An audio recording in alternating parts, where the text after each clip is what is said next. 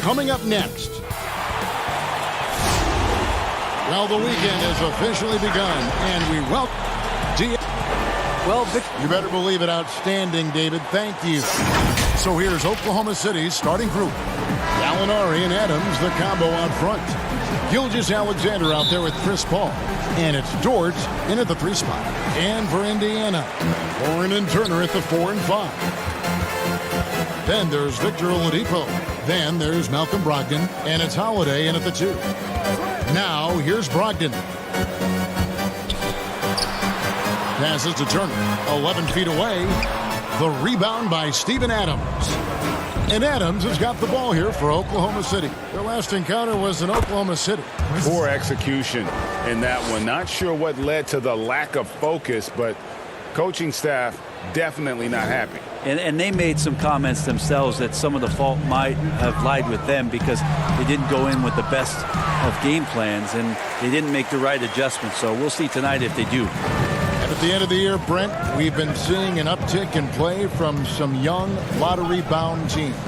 Well, they're always excited about having opportunity to play loose and play free. The backside of that is you didn't play well enough to get into the playoffs. Right. So, good coaching staffs with young teams that have potential, Kevin, will ask their teams to be spoilers. Like, embrace the idea of let's compete tonight against that team. Make they're that the your 4th playoff. seed. Yeah, let's go up against this.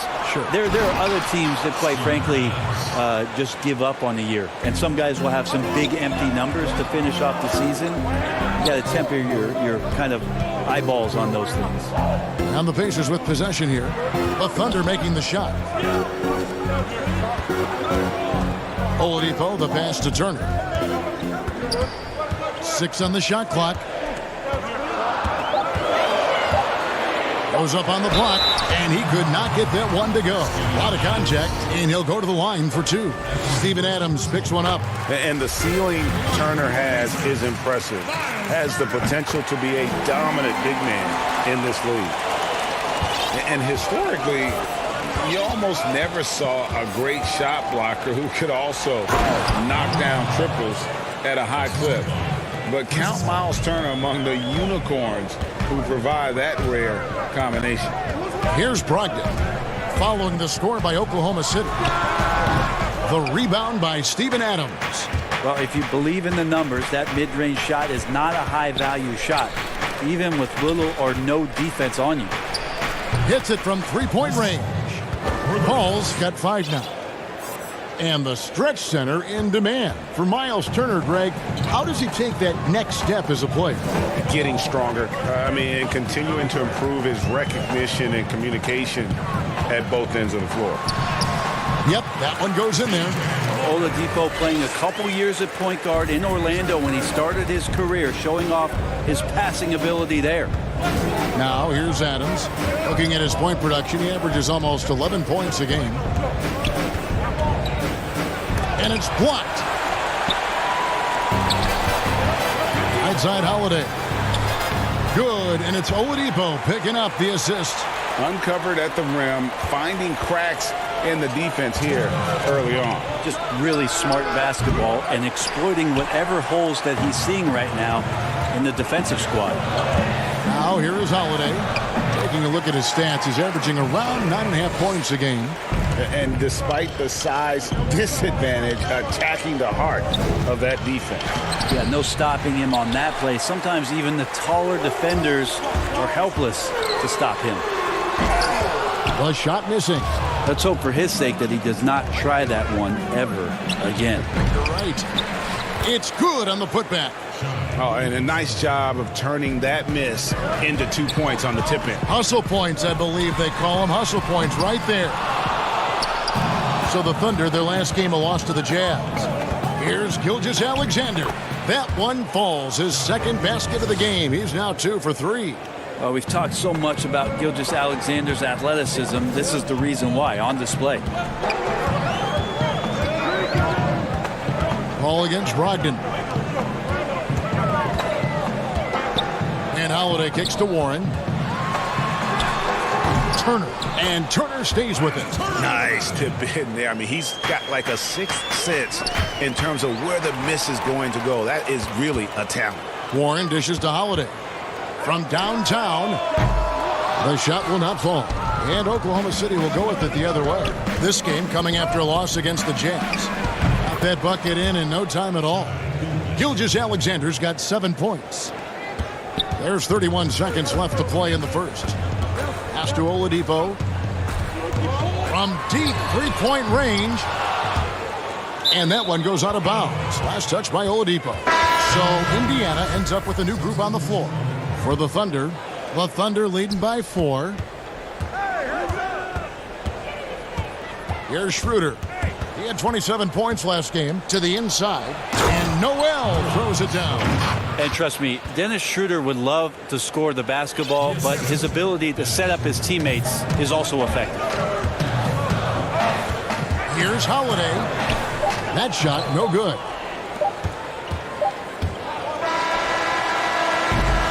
The basket's coming early and often in the first quarter. It's the Thunder up by 6. And we'll get things started in the second quarter when we return.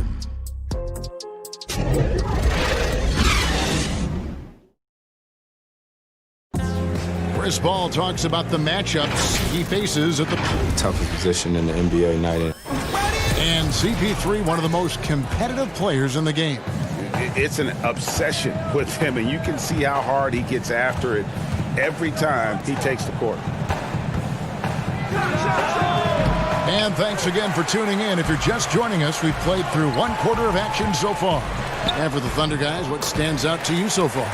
Well, they've been aggressive from the beginning, particularly on the offensive end. Well, if they wanted to start well, this would be it. They seized momentum right away, and they just didn't let it go in that quarter.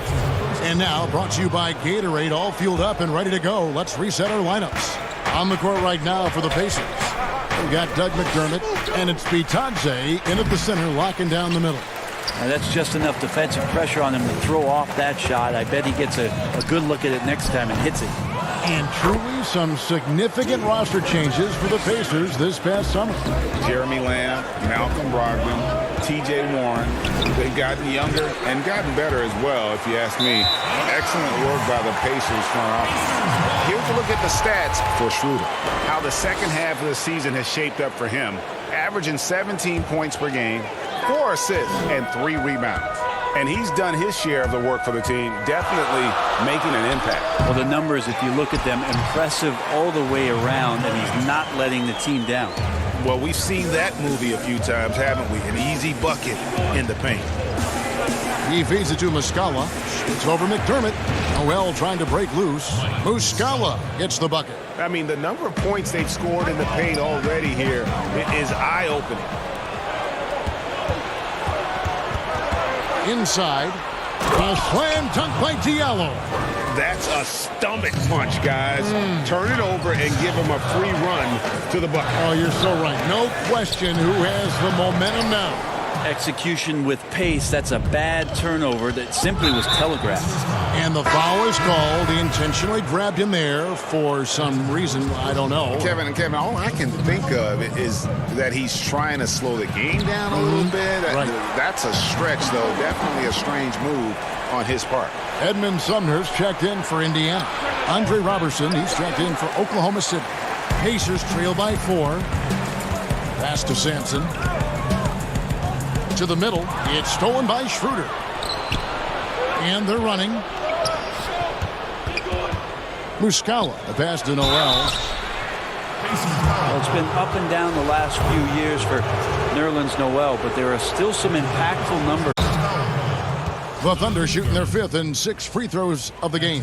And how about as a group, 80% on the season, one of their best attributes. And Nerlens Noel, since coming into the league, seemingly has fought an uphill battle to try to find a role on a team where he can consistently make key contributions. Let's hope it's now. And so it's Oklahoma City sitting on a 21-point lead to end the quarter. Defensively, they have gotten after it, contesting every shot. And a worthy candidate tonight as we take a look at our State Farm assist of the game. Yeah, an easy choice tonight. Look at the precision on this pass. Put it on a platter for him. Well, there's a way to break down the defense with the handle, but you can do it with the pass. Prime example of that right there. And we reach the fourth quarter in a game that may be already out of hand. We've got Miles Turner. Doug McDermott is out there with Oladipo. And it's T.J. McConnell. And it's Sumner in at the 2 guard. So that's the group out there for Indiana. Now that play never gets old, Kevin. The pick and roll will still be an offensive staple 100 years from now. Trust me. The pass to McConnell. It's rebounded by Schroeder. How about the timing he shows there to challenge that shot? Yeah, not easy to do there, and that's a guy that you can tell takes every possession defensively very seriously. Changing ends quickly. He's rewarded with a high percentage look. Yeah, the defense trying to do their best to slow him down, but when he gets room like that, you got to look out. Here's Turner. Second chance shot. And he sinks the layup. Of all the action happening there, Kevin, it's the assist that jumps out to me there. That's just a great look and a great setup for the bucket. Here's Noel. Here's Schroeder. And he's good on the 3 ball. Schroeder's got his first bucket of the game, and he's on the board for 3. For Indiana, they've gone 2 of 4 from the field since we started the final quarter of play. A moment now to see how the schedule is looking for the Pacers. On Saturday, they'll be matching up with Al Horford and the Philadelphia 76ers. And then on Wednesday, they'll be playing against Draymond Green and the Golden State Warriors. And for the matchup with the Heat, that's a contest that could easily go either way. Small mistakes could be the difference, and both teams will need to be at their best. In player development, Brent, what are some of the primary things that can be taught? I think in today's game, what a lot of PD coaches are looking at, Kevin, is just decision-making, playing out of the pick and roll and coming off into a spot where you're making the correct reads. It's much like, and you cover a lot of football, where you can talk to quarterbacks about their checkdowns. Yes. I think you can teach guys how it is that when they come off a screen, what's going to be available to them, and paint pictures for them so that when they're on the floor, they become second nature in terms of their decision-making. That can be huge. And then the second thing is always player development, working on confidence in shooting the basketball. You just want guys to feel like whatever shot they're taking, they've got a great chance of making it. You know, we talk about it all the time, guys. Those second chance buckets, always the result of that extra effort. Well, Robertson, a nice job that time distributing the basketball, and a dependable player in these offensive schemes if he does that. And there's the bucket from Victor Oladipo. The Thunder leading by 15. Robertson kicks to Ferguson. But they'll get another chance. Passes it to Schroeder. Hey, yo, right here. From deep. Rebound by Sumner. Didn't hesitate for a second to get a hand up on that deep ball. Yeah, you got to like how he hustled to guard out on the perimeter, definitely respecting the shooting ability. Now, there's some easy offense there. Keep finding looks in that area, and their shooting percentages tonight are going to be off the charts. Big miscommunication on defense. He recognizes it and quickly takes advantage. Well, I know they don't have mobile devices out there for texting, so they might as well talk to one another, Greg. 1:32 left to play in the final quarter. They're in total command of this game with time starting to run out. Yeah, looking for a miracle worker out there is the opposing coaching staff. I don't know that they have one. This game seems to be well in hand. Good, and it's Oladipo picking up the assist. Oladipo's got 3 assists tonight. And this is going to end in a lopsided victory. I love the tenacity and aggressiveness, as well as the ability to close. You really got to give it up here for the Thunder. Tonight, they did a great job of getting everyone involved. They had the good passing, and that led to some open shots. Solid play, definitely, Kevin. And this will make it 41 victories for them on the year. And it looks like they're going to spare themselves the embarrassment of being swept in the season series by winning this last one. And the call on the shot that sends him to the line. And the first few seasons in the NBA, not an easy time for Terrence Ferguson. Young wings have their ups and downs, but the franchise still very much believes in his talent. And some changes here for the Pacers. Warren's checked in for Doug McDermott. Aaron Holiday comes in for Edmund Sumner. And Malcolm Brogdon subbed in for T.J. McConnell. And a new group in here for the Thunder. Steven Adams, he's checked in for Nerlens Noel. Alinari comes in for Robertson.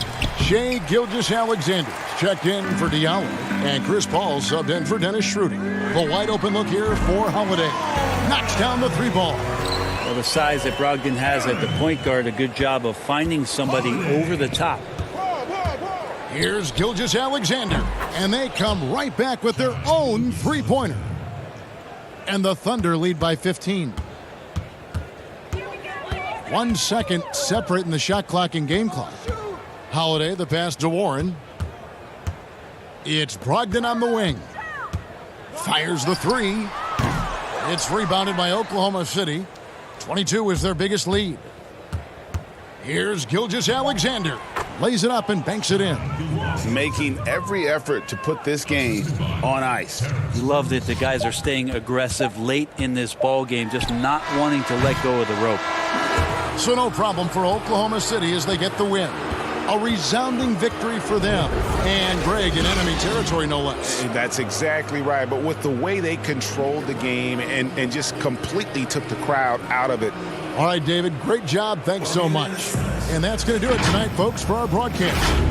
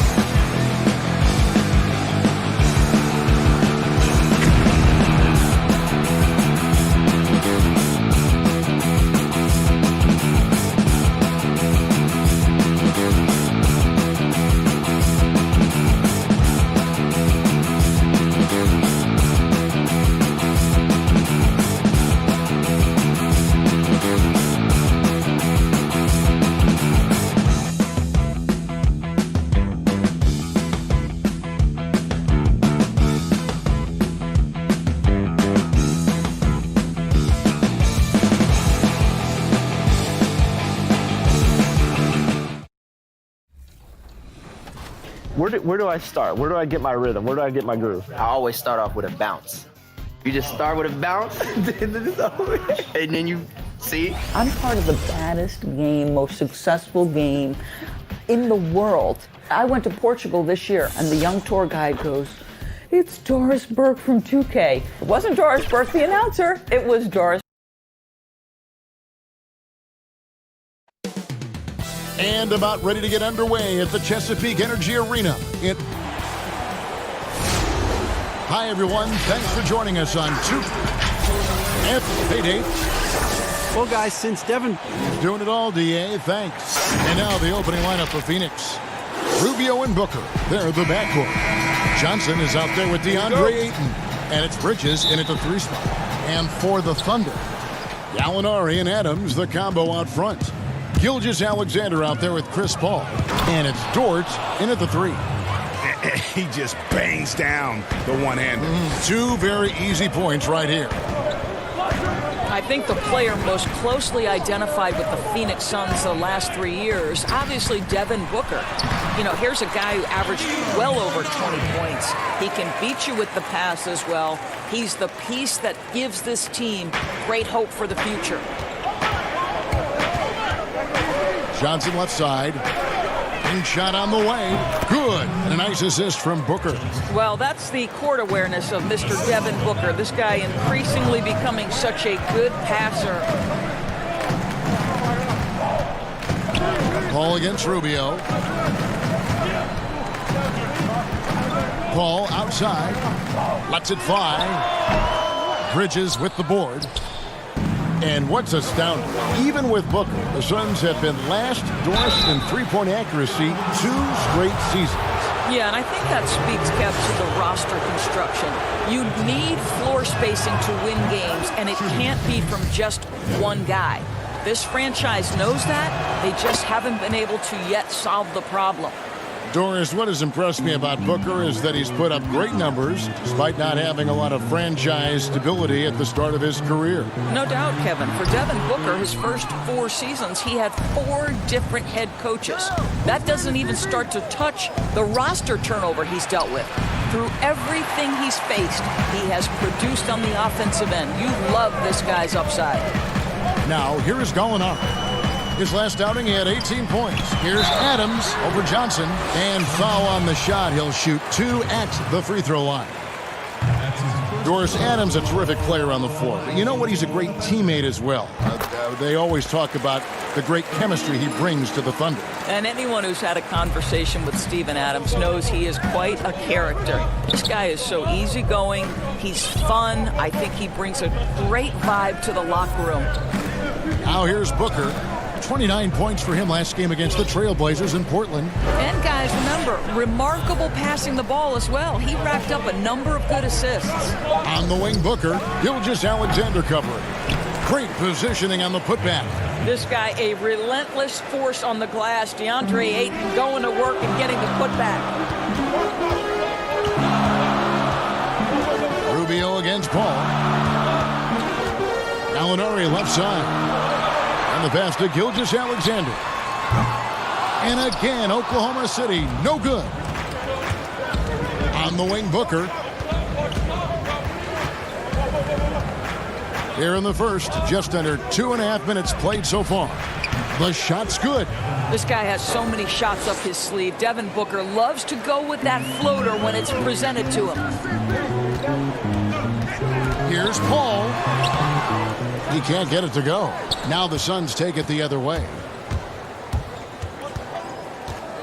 Booker the pass to Rubio. Dishes it to Ayton. Now here's Booker. Gilgeous-Alexander covering. Shot clock at 5. Stolen away. Oh, and a fast break for Oklahoma City. Here's Gallinari. Oklahoma City moving the ball around. Gilgeous-Alexander can't get it to go. Phoenix leading by 7. Here's Bridges. And he makes good on the layup. Bridges has got his second basket of the night. Doris, you graduated as your college's all-time assistant. Talk about some of the key traits of a great playmaker. I think historically speaking, when we think about great lead guards, Kevin, we talk about unselfishness, vision, patience. Who are the players that make their teammates better? Probably the one underrated aspect of a point guard to me, Kevin, is communication. Are you constantly looking for opportunities to communicate to your teammates, make them feel good about themselves, give them confidence? That, to me, is probably the most underrated aspect of it. And Doris, when you played, you took such great pride in each and every one of those things. I did. I love trying to make my teammates better. It feels great to make somebody feel good. They've been excellent so far, coming in with a well-balanced attack. No doubt, Greg. On the offensive end, it feels like they're getting the shots they want, and defensively, they are connected and on a string. And it's Gallinari missing. Enzo Booker will bring it up for Phoenix. It's a 10-point game. And first time out of the game called for Phoenix. They're moving on after the tough loss they took at the hands of the Blazers. And defensively in that one, they needed to come up with big stops to quiet that crowd. And that's obviously easier said than done. I'll tell you this, it looked like they wanted to get out of town as quickly as possible. The problem is their defense went with them. And the Thunder going with the whole new group out there. Saric outside. 6 to shoot. Thunder with the rebound. And he's a good shooter from outside, but not sure from that deep. Boy, we're seeing it more and more. Guys looking to create additional space by stepping back further from the line. Knocked away. Passes it to Kaminsky.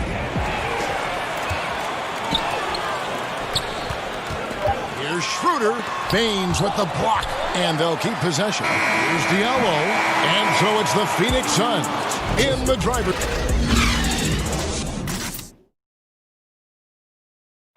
There's a great friendship between Melo, LeBron, Dwayne Wade. It's been a sort of long. And you see that a lot nowadays. Star players developing friendships and GAs spending time with each other off the floor. Yeah, some people hate it because they want that bad blood you used to see, but no reason you have to hate someone to really compete against them. And if you're just joining us, we've played through one quarter in this one. Guys, what's your take so far on the Suns? You got to credit their defense, communicating, rotating, making plays on the ball. Yeah, I think they wanted to come out of the gate strong, and they have. They've taken the early lead here. On the court right now, second quarter starting for the Suns. Saric is out there with Kaminsky. Then there's Carter. Then it's Aaron Baines. And it's Jerome in at the 1. Well, the Thunder begin on the defensive end of the floor. This is a team whose formula is to force a ton of turnovers, come up with steals, get out in transition. Last year, 4th in the league in defensive rating. Shot good by Diallo. Phoenix leading by 4. Carter, the pass to Kaminsky. Here's the teardrop. And it's Noel with the rebound. And for the Thunder defense, Doris, it starts with their rebound. Well, you have to begin with their strong interior defense. That lets their wings get out and pressure and take some chances. Defense has turned into a pillar for this team. Here is Carter after the made shot from Dennis Schroeder. Pass to Jerome.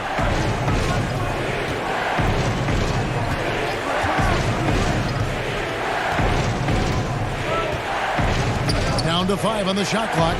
Baines finds Saric. Carter inside the three-point line and misses it off the right side of the rim. I'm sure he's kicking himself. He hates to blow that kind of opportunity. That evens the score. Diallo's got 6 points in the quarter. Boy, Kevin, how about Noel seeing the floor in that instance? His eyes found his teammate, and he put it on time and on target. And the Suns get it back. Here's Saric. Score the basket. Nice shot after missing his first attempt. Well, you love the persistence on the offensive glass. All about effort right now. Now here's Schroeder. Guarded closely. Pass to Ferguson. Now here is Muscala. He's guarded by Kaminsky. The Suns have gone 1 of 6 from the field in the second quarter. It's been a rough period so far. To the paint. One-on-one fast break. And the rejection by Noel. We know Noel is a superb shot blocker. It may be his best attribute, Kevin. Muscala hits the bucket. That's how you share the rock. He does this time and time again. That drive by Carter. Here's Baines. Plenty of room around him, and it's good. Baines has got his first bucket of the night. Have to love the ball distribution. Keep everyone involved. You talk about bangers in the NBA, Doris, the Australian.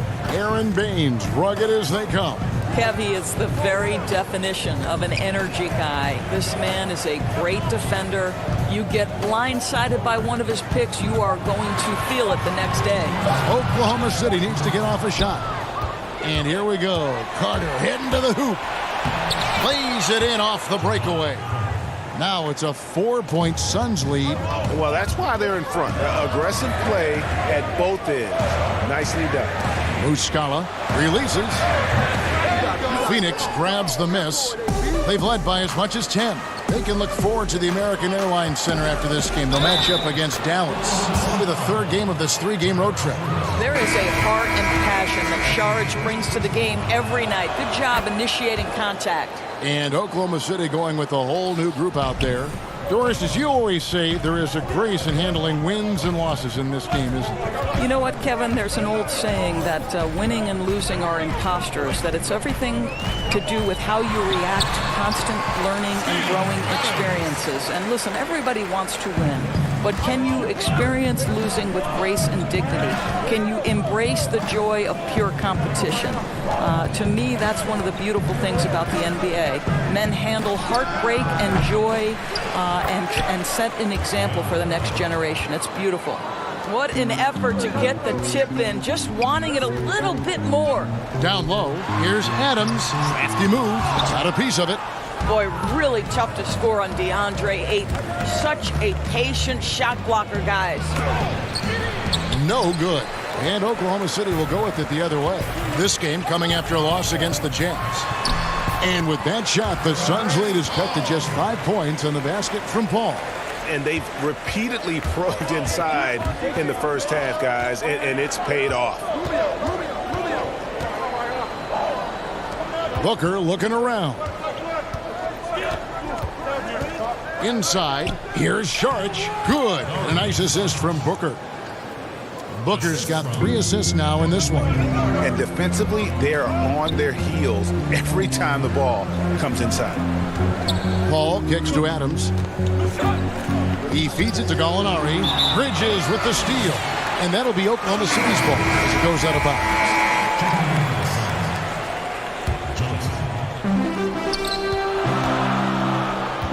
Paul with the ball. The pass to Adams. Poked away. Kicks it out to Paul. Got it up. And so it's the Phoenix Suns. The 2K Sports Halftime Show. Hello, basket. Out in front of the half is Phoenix. They have a nice 7-point lead. And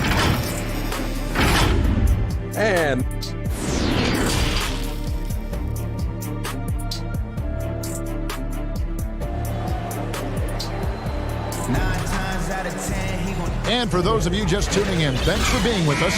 The second half of this game still to play. Thunder trailing by 7. Break for the Phoenix Suns with a franchise-high 9-year playoff drought. There is pressure on this team to find their way out of that long rebuild. And their moves on draft night, they raised some eyebrows. They've got some young talent, but can new coach Monty Williams turn them into a winner? Long-suffering Suns fans certainly hope so. All fueled up and ready to go. Let's reset the lineups courtesy of Gatorade for the second half of basketball. So for Oklahoma City right now, Gallinari and Adams, the combo out front. Chris Paul is out there with Gilgeous-Alexander. And it's Dort in at the small forward position. Here's Ayton. Gallinari making his last shot. Johnson left side. On the wing, Booker. Johnson, the pass to Booker. And it's good, 2 points. They should continue to get the ball inside. The defense struggling to contain them. Well, there are very few scorers in the NBA who are as explosive as Devin Booker. Boy, when this guy finds his rhythm, he can take over a game from just about any part of the floor, and there's nothing the defense can do about it. Terrific play call to give him a clean look at the rim. That's how you want to start the second half. Well, there is nothing better than catching a rhythm as early as possible, and boy, that's a terrific start right there. And Paul gets it to go in. Great teamwork punctuated by a strong finish. Going right to the rim, which is where you want transition opportunities to end. Doris, I still think back to that game where Booker put up 70 points. I mean, wow, unbelievable. Yeah, when Devin Booker starts to cook, he can get as hot as any player in the league. The one thing you want from Devin is consistency on both ends of the floor from game to game. That's how you go from good to great. To the inside. Paul kicks to Gallinari. Good, and Paul gets the assist. That's now 8 points for Gallinari. And you gotta love how Paul sees the whole court so well. Maybe the best quality for a point guard to have. A nice shot by Booker. And he's finally getting the feel from beyond. His second three of the half right there. George trying to answer back, but that three is off the mark. Ayton dishes to Booker. Shoots over Gilgeous-Alexander. Great D on that shot, and it's off the mark. Lays it up off the glass. Gilgeous-Alexander's got his first 2 points. Well, you love the activity out there. What a play. This guy is busy on the offensive end. To the paint. Gallinari with the steal. And now, here's Gilgeous-Alexander, the fast break champs. Count it, good. Now, just a 4-point Suns lead. Now, I tell you what, they won't be down for long if they can get some more early offense like that. Johnson, the pass to Ayton. Whistle blows, bucket is good, and he'll have a chance at the line to make it a 3-point play. Never afraid of a little physicality. Mr. Ayton, the and one. Both teams will make substitutions. Free throw drops for Ayton. You know, Greg, for the Thunder fans, hard to see their star power dwindle, but they got a lot in return. Yeah, but the Thunder were capped out. They hadn't made it past the first round in 3 years. And in exchange for Paul George, they got one of the richest trade packages in league history. And here's Booker from the arc. 6 for 10 with that shot going in. That's a good game for a lot of guys. Yeah, the D with very little pressure on their perimeter shooters. 3 of the last 5 baskets they've allowed have been from beyond. Now here's Noel. He's been patient so far. Nothing on the scoreboard yet. Here's Ferguson. He's guarded by Johnson. 5 to shoot. Pick off in midair. And Phoenix pushing it up now. Here's Ayton. And Ayton throws it down. Well, DeAndre Ayton is capable of outrunning almost every other big in the league. Nice job in transition. And no doubt they'd love to see him get a lot more of those opportunities. And that deficit will go away quickly if he does, Greg. And stolen by Robertson. To the middle. Passes to Noel. He kicks to Robertson. Launches a 3, and the whistle blows. It's going to be on Mike Muscala. That is his first foul of the game. An occasional over-the-back call is fine with him. That's just how he plays and how he attacks the glass. Now, they like to fly in at the last moment rather than establish position early. And the Thunder making a switch here. Diallo's checked in. A slam dunk by Diallo. Oh, up high and down hard with that one-hander. He got a little extra forceful. You're right with that one. And the basket by Kaminsky. Kaminsky's got his first points of the night. At his size, Dario Saric can see the floor, and he knows how to put it on time and on target. Back to Schroeder. He's looking for Noel and finds him. Just his first attempt. The shot's good on the assist by Schroeder. Schroeder's got 3 assists now in this one. Carter, the pass to Jerome. That will count. And that one released in time, but no good. Well, tremendous defense from Dennis Schroeder. He is willing to give extra effort on that end of the floor. And so it's Devin Booker making highlights for Phoenix. That quarter had to take a lot out of him. He racked up 12 points. We'll take a quick break and then back to the action here. And now we have a moment to reveal our State Farm assist of the game. And definitely deserving of the prize tonight. How about the read he made here? Looking like a point guard, putting the pass right on the money. Greg, he's got the size to survey over the top of the defense and find the open man. That was beautiful. And I know I speak for all of us when I say I can't wait to see what kind of finish awaits us here in the fourth quarter. On the court now for the Suns, getting going here in the fourth. We've got Carter, Aaron Baines out there with Frank Kaminsky. Then it's Dario Saric, and it's Booker in at the two-guard spot. Some nice passing by Oklahoma City here. Robertson, it's deflected. Oh, Dario Saric sends it back. Go ahead, sir. Carter with the bucket. It's been like this all night for both teams. The offenses having their way. And it is a major disadvantage down the stretch if you can't guard. This may just come down to who has the ball last. Kaminsky, and he drops in the layup off the glass. Kaminsky's got the lead up to 12 now for the Suns. Doris, you've accomplished so much in your award-winning career. What was your first experience in broadcasting? Kevin, my first experience was I left coaching and they put Providence College women's basketball on radio.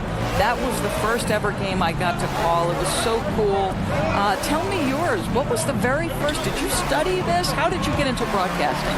I did. Our high school had a radio station, and the first basketball broadcast was underneath the bleachers, looking through popcorn boxes and legs of the people that were standing in the bleachers so that I could see the court from the baseline. Amazing. Because that's where the telephone cables were to plug in our equipment. I was 16 years old. Incredible. Remember it very well. Incredible.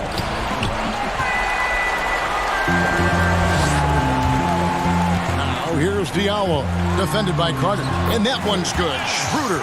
Well, you have to take advantage of the chippies when you get them. Nice job by Dennis Schroeder in close. Out to the right wing. And Saric kicks to Carter. Another three for Phoenix. Yeah, there's 6 points on consecutive three balls. They're finding holes now in the D. Here's Robertson. And that one hits back iron. Well, this is how you shut him down. A tremendous contest against a very skilled player. Saric passes to Kaminsky. Here's Baines.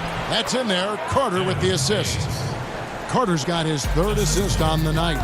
Big miscommunication on defense. He recognizes it and quickly takes advantage. And that's typical of this guy. He's always reading the situation, reacting quickly, and capitalizing. Near the three-point line, it's Booker. The Thunder pull it in. It's stolen by Saric. Here's Baines. He's covered by Noel. Saric dishes to Kaminsky. Count that one. And the combination of his quickness and soft touch around the rim really allows him to pull off shots like that. A lot of players don't have the reverse in their arsenal. Look at the clock. A little under 3.5 minutes gone here in the fourth. That's not the type of opportunity he fails to convert very often. To halt the run, and off the glass. That one's good. 1:27 left in the fourth. Doris, we know historically the Celtics, the only franchise to ever have a four-peat, 4 straight championships. Do you think at some point we're going to see another? I'm not sure there can be in today's NBA, Kevin, and there are a number of different contributing factors. Number one, the salary cap implications that happen. Number two, look at the Golden State Warriors, who were well positioned for a three-peat. And yet, as you know, luck plays a small part in an NBA championship, luck relative to injuries. You see Klay Thompson and Kevin Durant both get lost in the midst of an NBA Finals. This is it's challenging enough to go back-to-back. Forget about four-peat. And here's Phoenix. They're on a 12-4 run. And so just rolling to the finish line now in what has been a very confident-looking performance for the Suns. Tonight, they seem committed to the three-point shot. That was the bread and butter. Fortunately, they made enough of those, but sometimes it was quantity over quality. And so the hard work and effort paying off tonight, putting another win in the books. That'll be win number 27. And really, they finally got something good to happen against this team. The last two games they faced them weren't nearly as productive. And you know, when you look at the huge impact he had, just a monster game for Devin Booker. This guy has been shot-making all night long. He commands the rock and takes over. And you can appreciate the fight now, but it isn't how they came into the game. No doubt. It felt like they were a little tight for much of the evening. Now they're in a better flow, but it may be too little too late. And Rubio kicks to Bridges. Pass to Ayton. That's tipped. Here's Gilgeous-Alexander. And a miss there on the triple. And so it's Phoenix easily grabbing this one. This was a very strong showing for him, Greg. Not necessarily a runaway win, but one.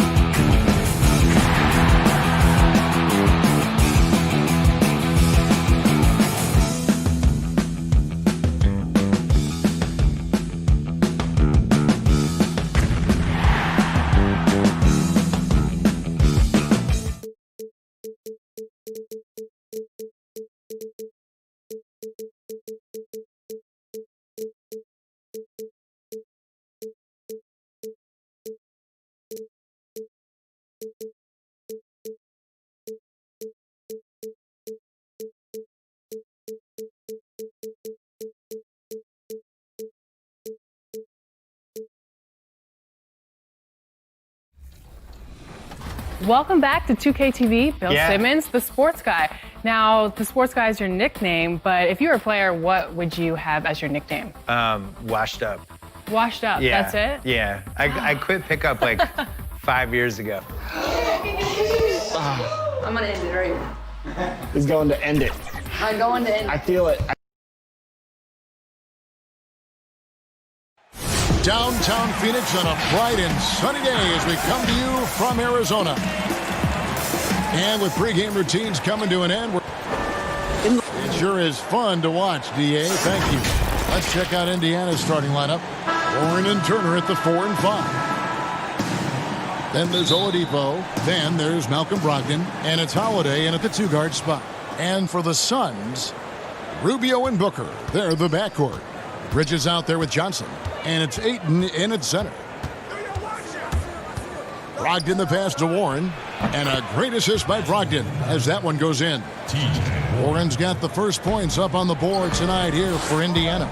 And a player who flew under the radar last year, Malcolm Brogdon. Pacers wanted to add him over the summer. Got a hefty deal from Indiana to leave the Bucks. Exactly the kind of player that the Pacers need. And there's the call on Devin Booker. That's his first foul. And Ricky Rubio gets the whistle that time. That's his first foul.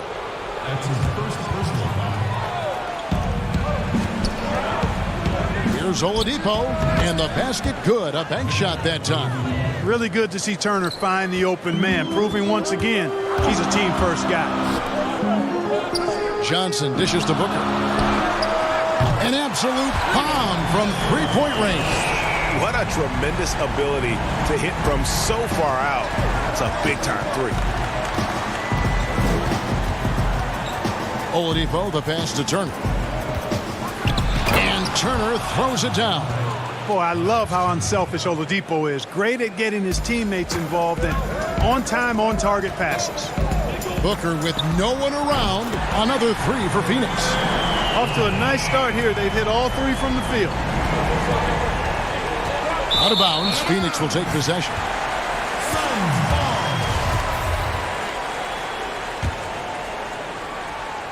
Just around a minute and a half into the first quarter.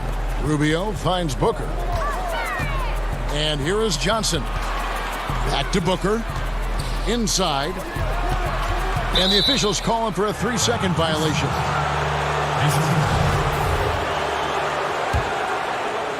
For the Pacers, they come in off a loss to Boston.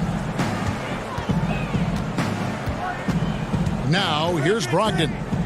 They count on his contributions, currently providing 16.5 points a game. But put back, he hangs in there and cashes in on the second chance points. You know, you're going to have success when you can start out shooting 80% from the game. So early offensively, they've been great. That's the way you like to start. Here's Johnson, and he banks in the layup. And with the playoffs ahead, some have argued for a play-in tournament, Clark, to determine the 6 through 10 seeds. What do you think of that? An interesting concept that, in theory, it certainly might allow for more teams to be engaged down the stretch.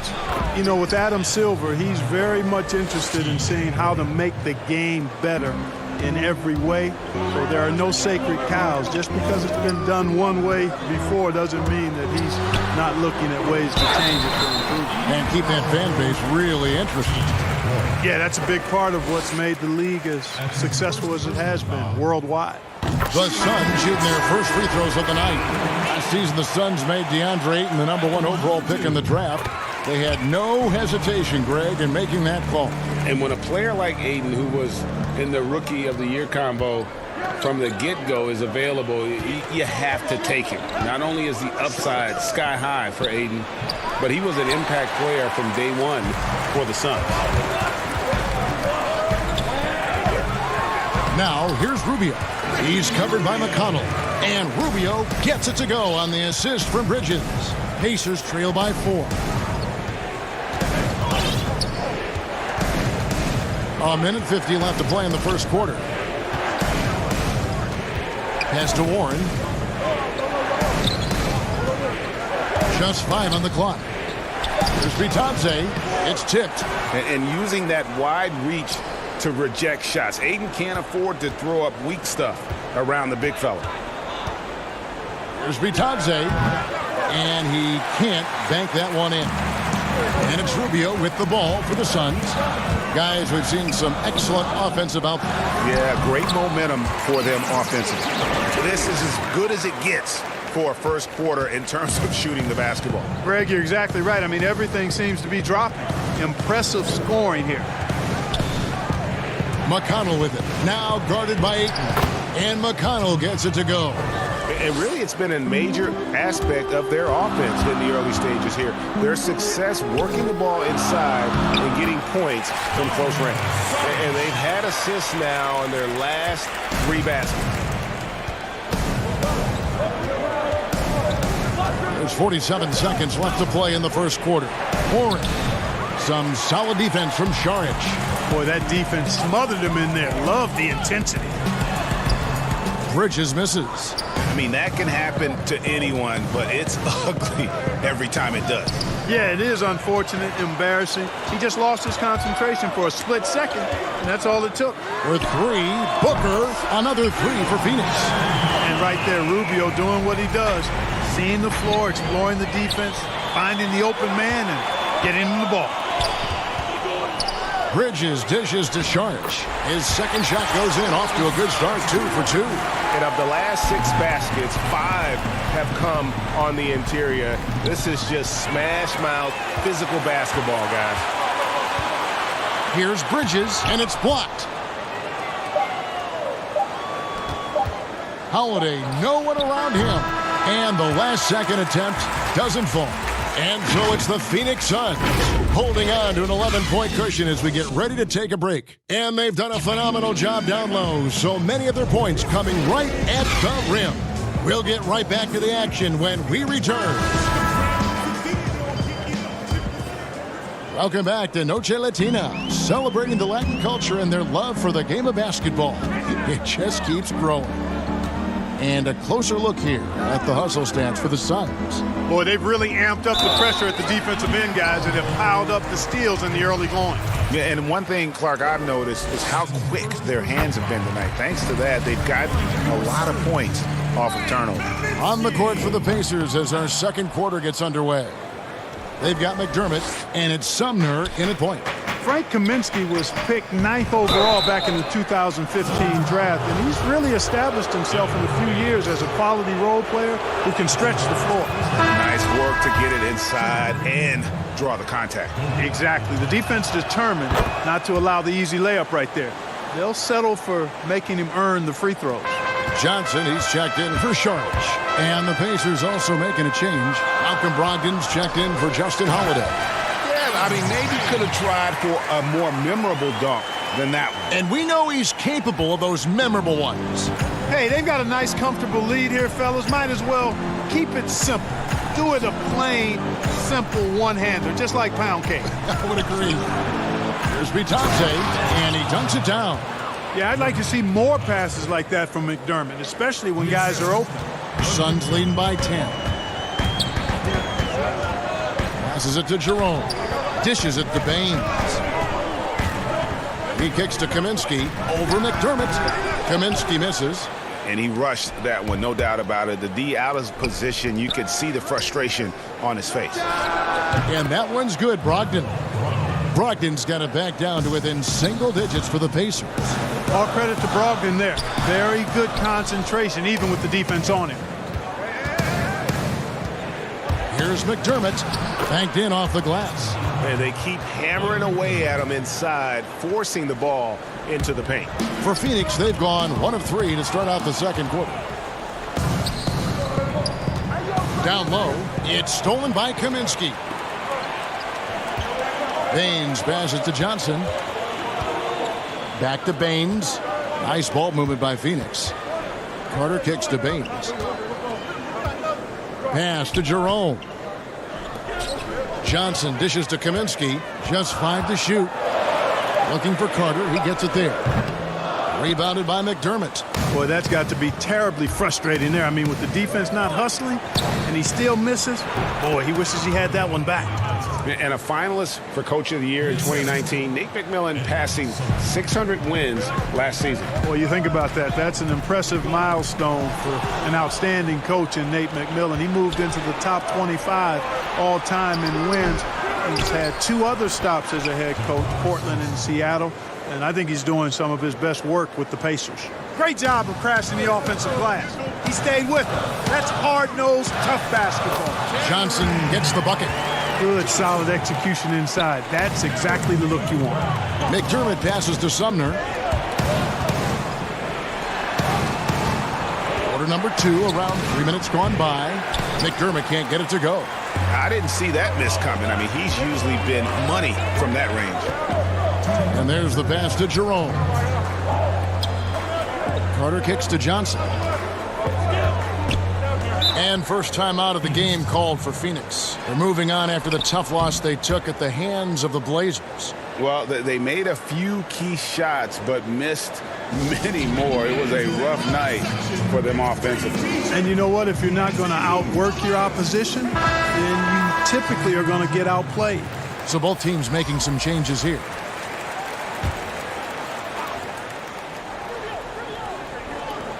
.152 left in the first half. Clock at 6. Pass to Rubio. Now, here's Bridges. Here's Baines. Guarded by Oladipo. And they force the shot clock violation. Great D. And we got a chance now to check out multiple seasons of assist numbers and what has been the trend for Rubio.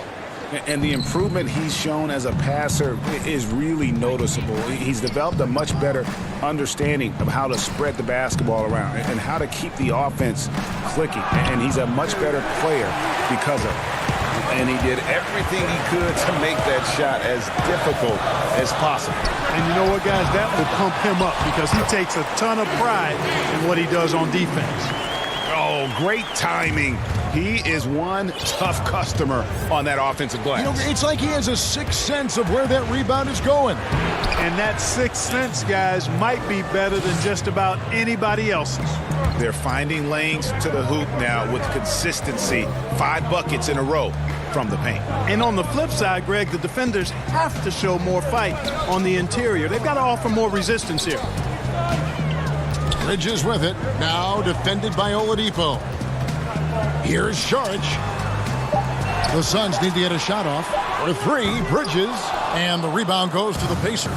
They went to Phoenix for their last meeting with the Suns and came out with a win. And the last time these two met, they were able to get a big win because of that bench production. Second unit might be a factor in this one as well. And you know what? If they run away with this game like they did in that one, I'd expect to see plenty of minutes again for the guys coming off the bench. And a bit of a battle here for the ball. The official signals a jump ball here.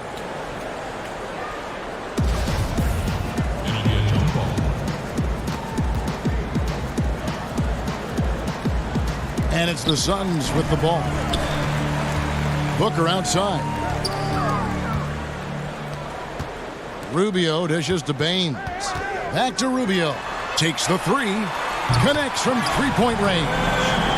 Rubio's got 5. Tell you what, Kevin, I mean, the best way to spread out this defense is for Rubio to hit a few more of these. Here's Warren. That falls. Nice feed that time from Turner. 6 points for T.J. Warren. Really well done there. Just confident and composed, never in a hurry. So that'll be it for the first half. Fairly even battle.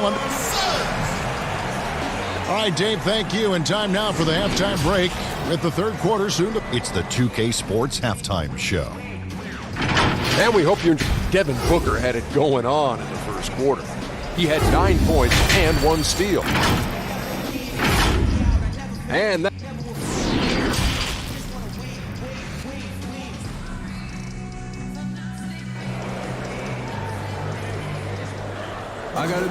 And as we get into this third quarter, as we've seen so far, neither team able to create much separation on the scoreboard yet. Kind of like what Devin Booker is doing in this one. Yeah, he's just been raining down on them from deep here. Talk about dialed in. Well, you know, the stroke looks fantastic. Even when he's had a hand in his face, it hasn't affected him at all. Well, we've got a moment. Let's set the floor. Brought to you by Gatorade. All fueled up for the second half. On the court for the Suns, Rubio and Booker. They're the backcourt. Ayton is out there with Johnson. And it's Bridges in at the 3 spot. Oladipo finds Turner. Zone defense, Clark, being played now by a lot of teams. It's amazing that even with that, the point totals just continue to rise. And you know what? I attribute the point totals continuing to rise to a couple of things. One, the volume of three-point shots that are being taken. And I think teams are playing at a little faster pace universally. You don't see as much walking the ball up the floor as I think you may have seen in years past. And gotta like what they've been doing down low in the post. I certainly do. You know, I like to see guys do their work inside. Their rebounding has been excellent, and that's always important in a close game. And here's Booker from the arc. Here's Ayton. That shot misses. Good D by Brogdon. Oladipo outside. And it's Oladipo with the jam. You cannot let Oladipo get these kinds of opportunities. Easy throwdowns like that help him get into a groove. Booker the pass to Ayton. Played in with a nice touch off the glass. Ayton's got 6. Important points there. Got him on a nice play, getting the ball inside and right to the bucket. A drive by Booker. And yep, we thought we might see it. And the coach's challenge has been triggered on the personal foul call. And I think when it comes to some of the more difficult calls to make, personal fouls can be tough. The action is so fast that it's really tough to catch everything in real time. The wonders of technology, Greg. We've seen replay reviews so effectively, and involving the coaches by being able now to challenge like this is something a lot of people have been hoping for. And the announcement on the review is that the foul was called in error. So they have determined, Greg, to overrule the original call. And guys, this is what it's all about, getting the call right. And I think in this case, the video review showed that while it was a tough call to make on the floor, they got it right with the review. An easy 2 points on the layup. Now it's a 7-point Phoenix lead. Guys, I tell you what, feels like everything is coming easy to him. Just taking what he sees and capitalizing. Some nice passing here by Indiana. Warren kicks to Turner. It's deflected, but they get it back. Oladipo dishes to Holiday. Oladipo, the pass to Warren, and the basket is good. He's got 8. And really just unselfish basketball on the interior. That's the kind of pass a coach loves to see. Coming into the NBA, Victor Oladipo, Greg, drew some comparisons to Dwayne Wade, but it was working out with D-Wade that helped take Victor's game to the next level. And listen, anytime you're the second overall pick, which he was back in 2013, stardom is expected. It just took a while. Now he's got to apply that same work ethic to overcoming the knee injury. The shot by Turner, no good. Well, that's a rare miss for him inside. He may have just rushed it a bit, maybe lost concentration too. Johnson kicks to Booker. Beyond the arc. That one falls, coming off Johnson's feet. Johnson's got 3 assists now in this one. And it just seems that every pass they make is leading to a score. Just great ball movement. Holiday. And the shot is long. On offense, here are the Suns. They're on an 11-2 run. Good D by Brogdon. I'm a fan of anybody who defends that way. I mean, they weren't about to open the door and just allow him to cruise in for a layup. Excellent concentration from Oladipo. Even when you get physical with him, he figures out a way to convert. Here's Rubio. Another 3 for Phoenix. Yeah, that's 2 bombs in a row from long range. Pacers trail by 11. Here's Oladipo. Rebound by the Suns. Ayton's got 5 rebounds tonight. Here's Rubio. That one goes in. Rubio's got 10. And this is exactly something Rubio did in Europe. Agile in the open floor. able to generate points because of it. Here's Warren. Uses the glass to finish the layup. Boy, he's really been dominant in this one. Unfortunately, he hasn't had much help. To the middle, we've got a 9-second difference between the shot clock and the game clock. You know, when Oladipo is throwing shots away, it gets everybody going, and his coaches and teammates alike love it. The shot by Brogdon, wide open. Nailed from three-point land. He's got 5. Suns leading by 8. Ayton inside. Turner covering. And Ayton throws it down. And it's the way Ayton uses his body inside. It's what allows him to get so close to the basket. Brogdon the pass to Turner. And a great assist by Brogdon as that one goes in. Brogdon's got 4 assists in the game. Johnson for 3. Oh, and he just knocked down the buzzer beater. And they get it to double digits just as we get set for the final quarter here. That 3 could be a killer. Head coach Nate McMillan is mic'd up along the sidelines. Defensively, we got to keep.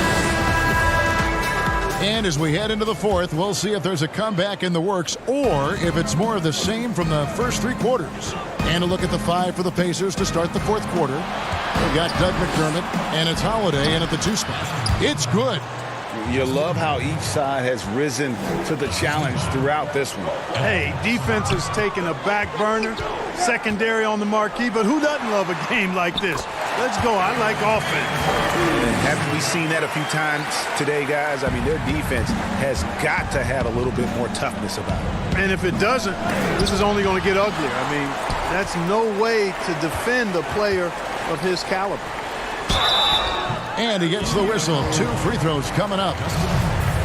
And Clark, throughout your NBA career, you always wore number 33. How'd you end up picking that number? Well, it goes back to my idolization of Lou Alcindor at the time, who is now known as Kareem Abdul-Jabbar. He was the first big, graceful guy I saw do a little bit of everything in his days at UCLA. And then I digested all kinds of books and stories about him and just really admired his work on and off the court. Because he wore 33, I chose 33. 4 on the shot clock. Indiana needs to get a shot off. McDermott for 3, and it's Phoenix with the rebound. Jarge has got 4 rebounds in this game. Here's Kaminsky. No good that time. Holiday with the defensive effort. Pacers trail by 13. Here's Sampson, and a strong finish with 2 hands. Yeah, he just punched the ticket on that one. That'll get the job done. Powerful 2-hand jam. I tell you what, if he's got a few more of those in him, this lead will really start shrinking. Carter kicks to Kaminsky. Baseline J on the way, and the Suns miss again. For Indiana, they've gone 2 of 4 from the field since we started the final quarter of play. Sumner's shot is off. And so it's Carter who brings the ball up for Phoenix. They can look forward to the American Airlines Center after this game. They'll match up against Dallas. That will be a getaway game for them, a 1-game road trip. Attacking in transition, the most consistent way to generate easy looks. Yep, exactly. And if there's any opportunity for early offense, you've got to push it and push it every time. Shoots from the baseline. Count that bucket. Yeah, the chemistry has been terrific. Really impressed with their offensive execution. You know, the defense, Greg, has really been kept off balance because of the outstanding passes. 4 straight field goals have been made off an assist. Itadze, and a miss there with a chance to cut the lead to single digits. To the paint. Here's Carter. Goes to the reverse layup and drops it in. Carter's got the lead up to 13 now for Phoenix. Man, he's got such a great touch and feel around the basket. He made that reverse look easy. Here's Sumner. Nice form on the 20-footer. Sumner's got his first points in this one. Suns leading by 11. Stolen by Holiday. Oh my goodness! That was special. Oh, that's an old-fashioned rim wrap. Just a remarkable jam. These fans' jaws are on the ground right now. Platinum level highlight reel material. That is Showtime stuff there. And that one misses.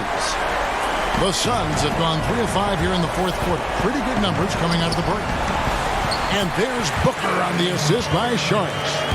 And the Suns lead by 11. And obviously a total team player. Saric is a guy, if his teammate is open, he's going to get the ball. Oladipo against Bridges.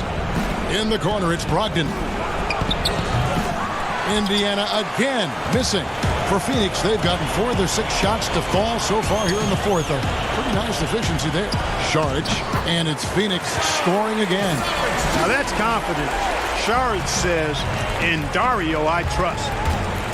Here's Brogdon, and he comes up with the deuce. I'm not sure who was supposed to be on him that possession. I mean, apparently neither did the defenders. Suns leading by 11. Passes it to Saric.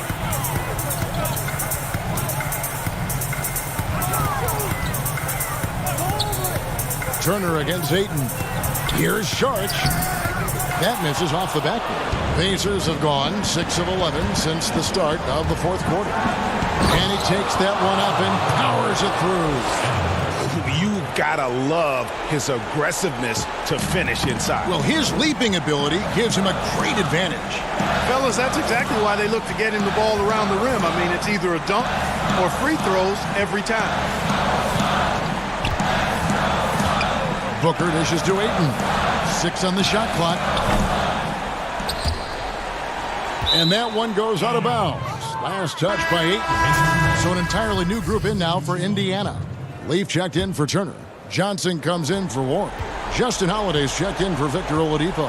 And it's T.J. McConnell in for Malcolm Brogdon. Holiday surveying the floor. And the Pacers can't get it to go. Second shot opportunity. And contact on the shot, so he'll be shooting free throws here. Clearly a foul. Yeah, he took a shot there. Earned those free throws. He's perfect from the line this time. There's 21 seconds left in the fourth quarter. Here's Diallo. A slam dunk by Diallo.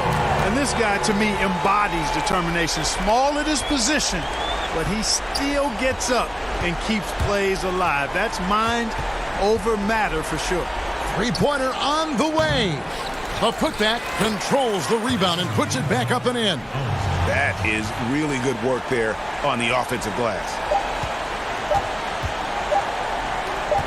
Johnson outside. So the Suns win it. They didn't make it easy on themselves or their fans. But in the end, everyone's satisfied. I mean, there were some times that momentum shifted and it's...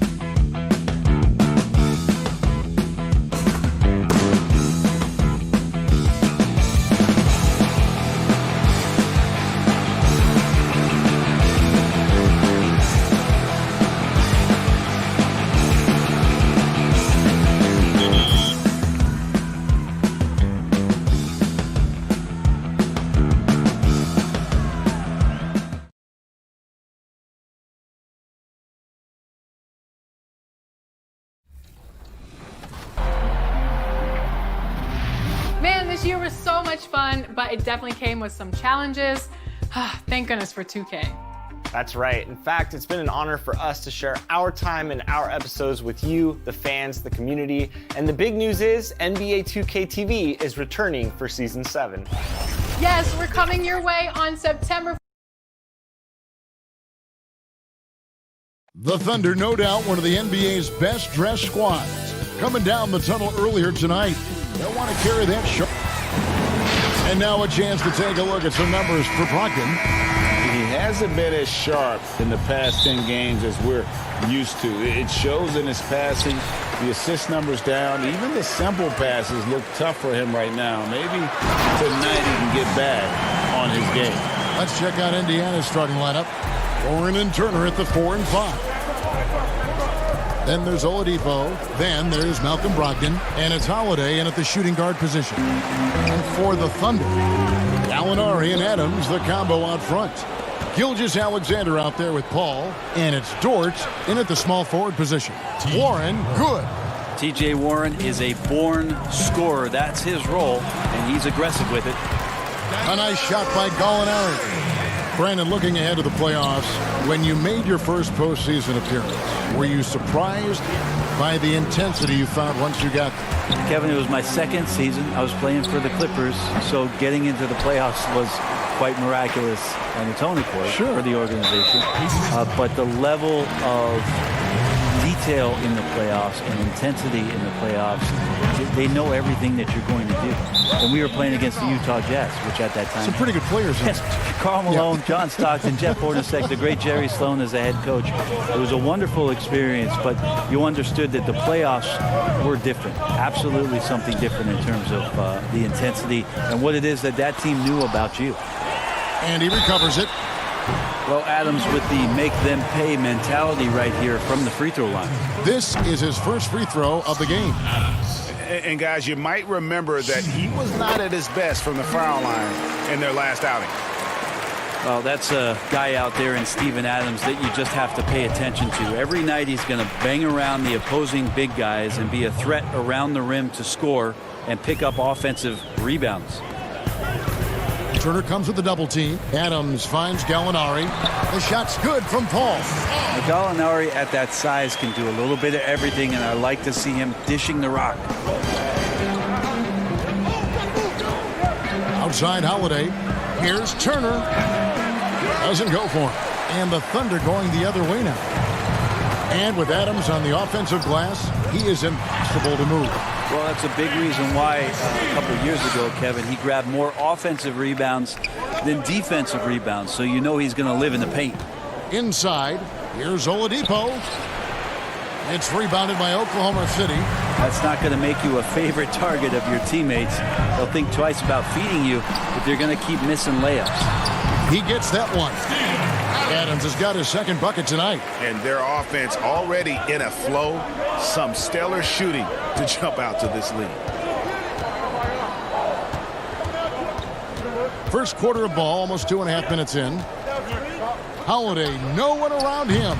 Indiana again missing. This is a rough stretch right here for him offensively. He seems to be rushing shots. And right now, they're just focused on putting together good possessions. That's exactly how they got the lead. They ended up having multiple possessions in a row with good quality shots, knocked them down, and game is fully in their control. Can they get it? It's rebounded by Oklahoma City. Adams has got 4 rebounds in this game. Gallinari attacking, takes the assist and lays it in. Picked out the pass nicely. The ball movement on this run has been fantastic and is a big part of why they've been able to get these good looks. And every season, the Thunder continue to be one of the more dominating teams on the glass. Just wonder how much Steven Adams has been the catalyst for that kind of mentality. We know that offensively he's always in there to grab rebounds, but it's part of what they know is important in any possession is collecting the ball. Count that one. Paul's got his second bucket of the game to go. Fantastic ball movement. They're picking them apart with their passing. Holiday, the pass to Oladipo. Back to Holiday. Left side, Warren.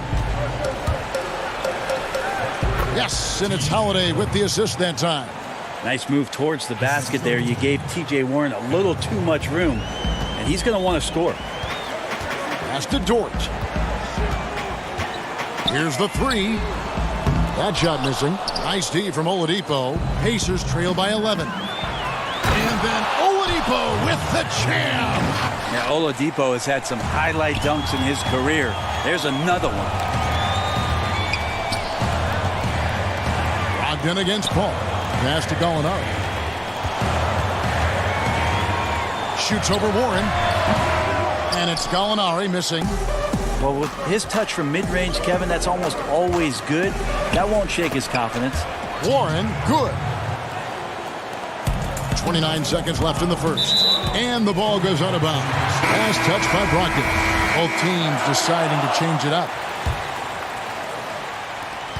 26 seconds left in the first quarter of the game. Here's Noel. Rebounded by McDermott. Defense as tough as it comes right there. He's a hard man to deny when he gets the ball to the rim. Holiday. It's rebounded by Oklahoma City. Here's Schroeder. Makes it off the glass. Schroeder playing with some tenacity in this one. He is not letting the defense dictate where it is that he's going, and he's scoring through contact. And so it's the Oklahoma City Thunder in control with the 9-point lead. Chris Paul, an elite defensive player, a student of the steals thing is. You hear about the importance of watching film, Greg. It reveals itself in many ways. And learning guys' habits, what they like to do, gives them a knack for when to go after steals without hurting his team. And so far through one quarter, it's been a lopsided game. We'll see if that changes here in the second. What stands out to you from Oklahoma City in this one? Well, their effort on the defensive end has set the tone for this game. That defense has been infectious here as everybody stepping up aggressively on that end. And so in the game for the Pacers, they've got McDermott, and it's Holiday in at the 2 spot. To the inside. It's good, and the Thunder lead is cut down now to just 7 on the bucket for McDermott. Well, good to see McDermott down in the paint, and then he starts to show off a little bit more touch. Sampson, the pass to McDermott. The shot missing. A slight advantage for them in the rebound department, but that oftentimes is all it takes. For him, it's harder to miss that shot than it is to make that shot. I think he was anticipating a bit of a bump there. He's going to be shaking his head on that one. Knows he missed an easy one. Yeah, you can't make them all, and you for sure you'll want him taking that kind of shot. Oh, inflicting some punishment with the two-hand flush. They're going for the throat. Here's McConnell, got a piece of it. And so it looks like the Pacers will retain possession here. And the Thunder making a switch here. Robertson, he's checked in. In Indiana with a change here too. Edmund Sumner's checked in for Jakar Sampson. And that's 10 straight points in the paint. The defense, nowhere to be found. To the middle. And Noel throws it down. And trust me, Dennis Schroeder would love to score the basketball, but his ability to set up his teammates is also effective. Outside Holiday. McDermott finds Holiday. Here's Vitadze, guarded by Schroeder. He just punched the ticket on that one. That'll get the job done. Powerful two-hand jam. Launches it. A second chance effort. And again, it's Oklahoma City. Second chances are a great measure of what a team is doing in terms of their effort on a nightly basis, and that was some serious effort there. Here's Vitadze, shooting foul as the whistle blows. He'll shoot 2 free throws. Brandon, this next question culture we're in, what comments do you want to hear from players who have just lost a game and facing disappointment? I like the humility aspect of this question, Kevin, and the thing that I listen to most from players who get it, they'll compliment their opponent first. Something had to happen where the opponent did something enough to beat you on that night. So you don't say that we did all these things. Give the opponent credit first. Secondly, players who shoulder a massive amount of responsibility, they'll say that they could have played better first. And that takes and deflects everything away from their teammates. And then they'll talk about what they're looking forward to most, and their challenge is we'll get better tomorrow. We'll get better next game. And that they know there's room to grow. Those three things are pretty impactful. Well said. That's a stomach punch, guys. Turn it over and give him a free run to the bucket. Oh, you're so right. No question who has the momentum now. Execution with pace, that's a bad turnover that simply was telegraphed. Robertson kicks to Noel. That three off the mark. Pacers trail by 5. Some firepower from this offense tonight. Yeah, they got a nice groove going right now offensively. Yeah, they've raised their shooting percentage in this quarter, and they're starting to get on track. Schroeder on the money from 12 feet away. Schroeder continuing to build his confidence, shooting the ball from the perimeter. I'd like to see him square up and sink those J's. It's stolen by Muscala. And now the fast break. Schroeder with the ball. Tips it. The Pacers have gone 7 for 10 here in the second quarter. They'd like to keep up that nice pace. There's Bitadze. And it's Noel with the rebound. The Thunder leading by 4. Down low. Goes back up.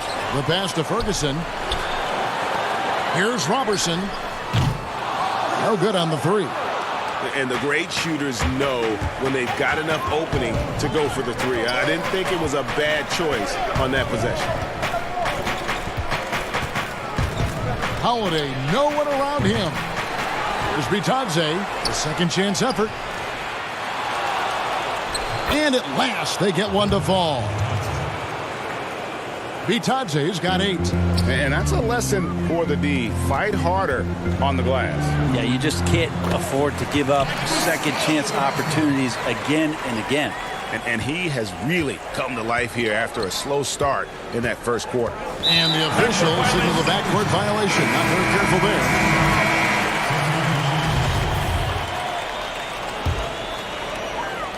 there. 11 seconds left in the first half of basketball. The shot's good from Paul. He has 6. For an undersized player, Chris Paul's a pretty good finisher around the rim. Certainly knows all the angles. Oladipo for 3. That'll do it for the first half. Thunder lead by 6. 2K Sport. The 2K Sports Halftime Show. Hello. Oklahoma City has the edge here at halftime. They have a 6-point lead. Kenny. And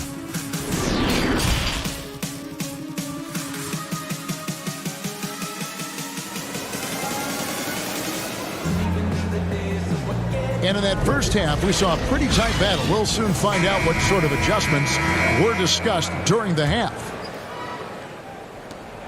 Pacers trail by 6. And you hear it all the time about how they say reaching the top can be the easy part. It's the staying there that's the true challenge. And Victor Oladipo achieved stardom, but has to make his way back after his knee injury in early 2019. And now let's check out the lineups courtesy of Gatorade, all fueled up and ready to go for the second half of basketball. So the Thunder 5 right now. Gallinari and Adams, the combo out front. Paul out there with Gilgeous-Alexander, and it's Dort in at the 3 spot. And Oladipo had already dealt with soreness in that right knee, and you talked about that, missing about a month earlier in the season. And some suggested he came back too soon. Hindsight, always 20/20, and players want to be out there to help win games. Sometimes teams have to protect them from themselves. Some nice passing by Oklahoma City here. Adams wide open. A 3-pointer off the mark. And I thought that was going to drop. It looked good from here. Oladipo taking his time here. A miss that time would have put him up. And after burying 3 straight shot opportunities, finally a miss there. Still feeling the momentum, though. Yeah, the chemistry has been terrific. Really impressed with their offensive execution. On the wing, Holiday. Oladipo left side. The shot comes out, and it's Oklahoma City the other way. His poor shooting is a big reason that they're staring at this deficit right now. He needs to get on track if they're going to find a way to win. Taking it up strong against size. He does not lack for confidence. Yeah, hard to stop it there if you're the big man. That's just too good a shot and great concentration. Turner inside, Adams on him, and out of bounds as the Thunder gain possession. Here's what Oklahoma City's schedule is looking like. On Friday, they'll take on Karl Anthony Towns and the Minnesota Timberwolves. Then on Sunday, they'll go up against Bradley Beal and the Washington Wizards. And just looking ahead to what's on tap, there are a lot of winnable games for them, but you can't go into the stretch with that mentality. You've got to focus on what's in front of you and bring it every night. Just under 2.5 minutes into the third quarter now. Pass to Gilgeous-Alexander. And a lot of contact on that one, so he'll shoot two here. Brett, we hear this all the time.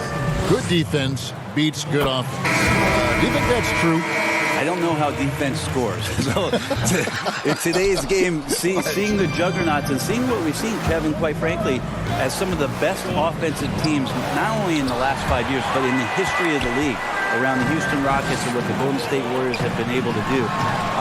It's about equipping your team defensively to be able to stop that stylistically, but certainly every coach will say it comes down to defense because that is something you can control. To the paint. Here's Bitadze. He's covered by Noel. Shot clock at 6. Bitadze can't hit. A good board there, Kevin, but overall they're getting slightly out-rebounded. A jump hook. Shot good by Diallo. And now a 9-point Thunder lead. Just can make it so much easier for your teammate when you throw that lead pass that gets to him right on the money, whether that's on the run or in the shooting pocket. Warren the pass to McConnell. And stolen by Diallo. Here's Gilgeous-Alexander. And he caught that pass in full stride on his way to the big slam. Boy, you have to be impressed with the offensive production. They have got it firing on all cylinders. I mean, this team is just dangerous. Right now, every shot that they're putting up feels like it's going in. The Thunder leading by 11. That's good from Gallinari on the assist by Noel. Noel's got 3 assists tonight. And so Indiana again turning it over. Let's see the stat sheet here on Malcolm Brogdon. He showed up every night and some noteworthy performances over the last month. Averaging 15 points a game, 7 assists, and 5 rebounds. And you look at the numbers he's been putting up. Fantastic scoring production from him. Yeah, hard to ask for anything more at this point. He's really stepped up, and he's really delivered. Here's Sampson, defended by Robertson. Now, here's McConnell. Still getting warmed up offensively. No scoring yet from him. The Pacers shooting their 3rd and 4th free throw shots of the night. First free throw is good.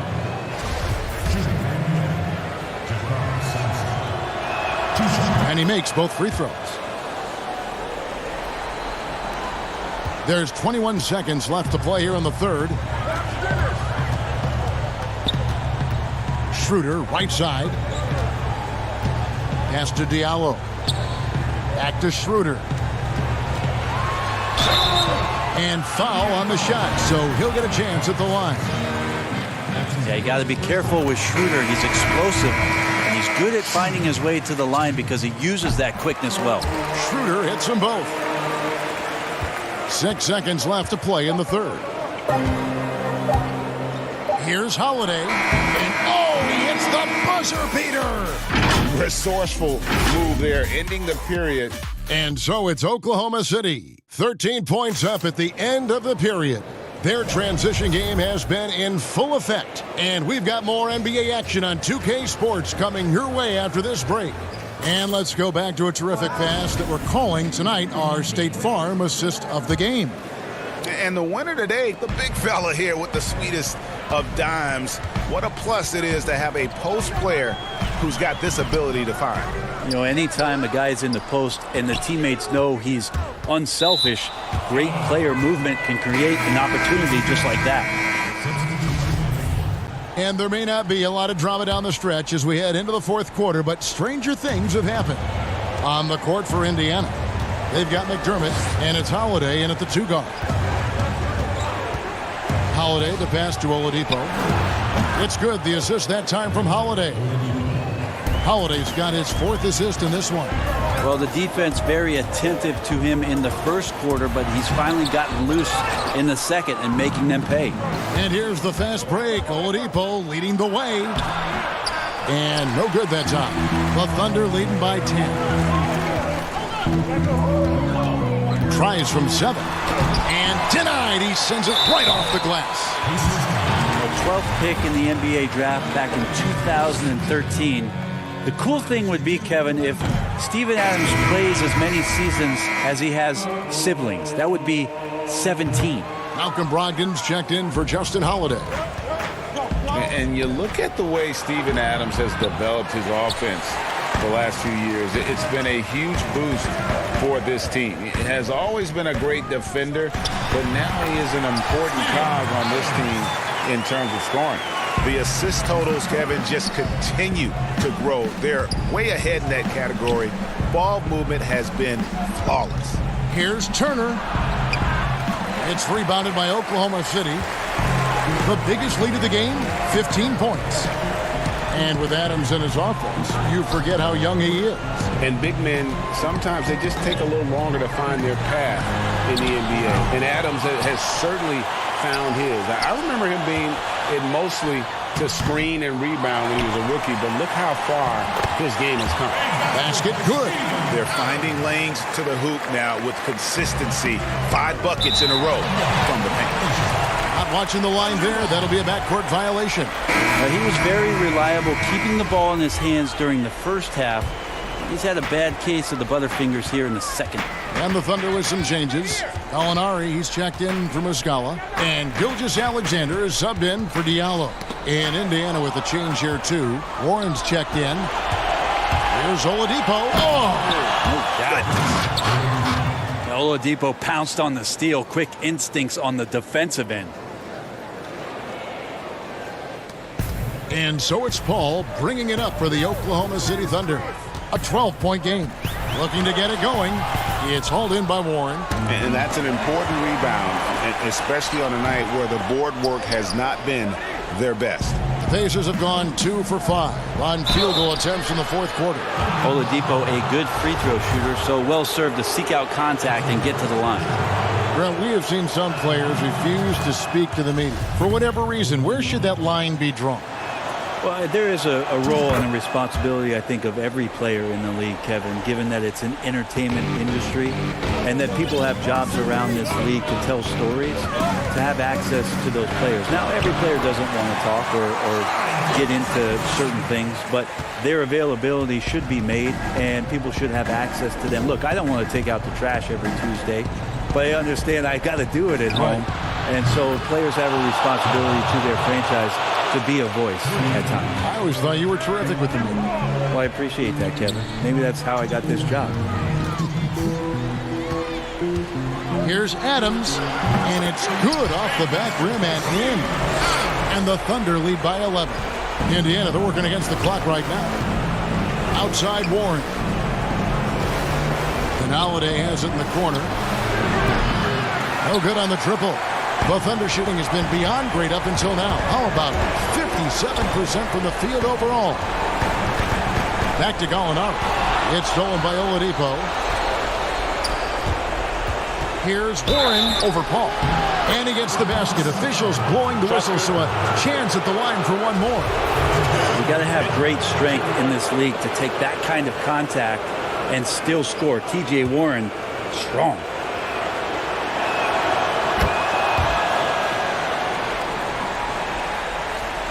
Oklahoma City leading by 8. We've played just over 3.5 minutes now in the fourth quarter. It's awesome to see Gallinari get involved in the offense with a solid pass like that. On the wing, Holiday. The kick out to Oladipo. Oh, good with the triple. You can't miss those, but even the best do on occasion. And it looks like just playing the last bit of this one out in what should be a nice win here for Oklahoma City. And they're fully in control now, but there were some tense moments, I thought, for them throughout this game. Listen, they certainly weren't coasting despite what the score looks like. I love the way they came together, though, when everything started to look a little dire and really put the hammer down. And this will make it 1 victories for them on the year. Well, at least they're going to salvage a game from the season series after losing the first 2. And one of the key components to this victory, if not the biggest, was the incredible performance for Steven Adams. Well, this was a showcase night of his skills offensively. Here's Brogdon. Misses from short range. And now a fast break for the Thunder. Here's Diallo. A slam dunk by Diallo. Finishing strong. This is how you want to close things out. Yeah, definitely putting a stamp on this one. A very, very decisive victory for the club tonight. Now 8 seconds separating the two clocks. And the shot by Warren, no good.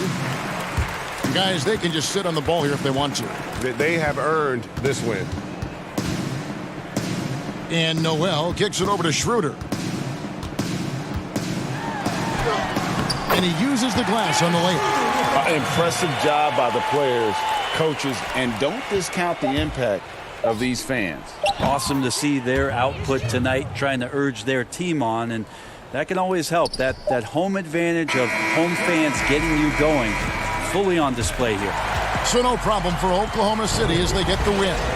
Some good competition, but the hometown. All right, David, thank you. And that's going to do it tonight, folks, for our broadcast. So for David Aldridge, Greg Anthony, Brent Barry,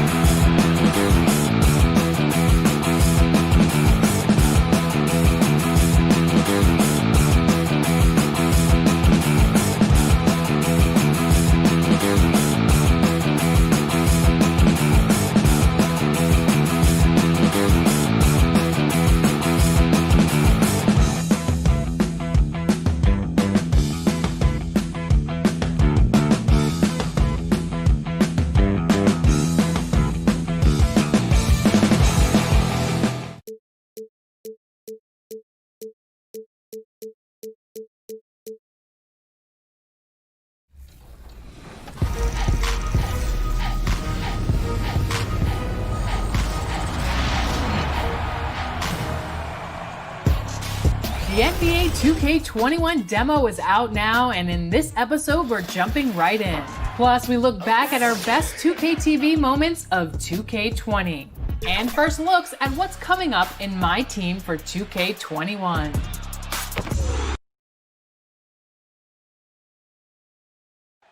Downtown Phoenix on a pride and a quick look here at some of the numbers for Sharch.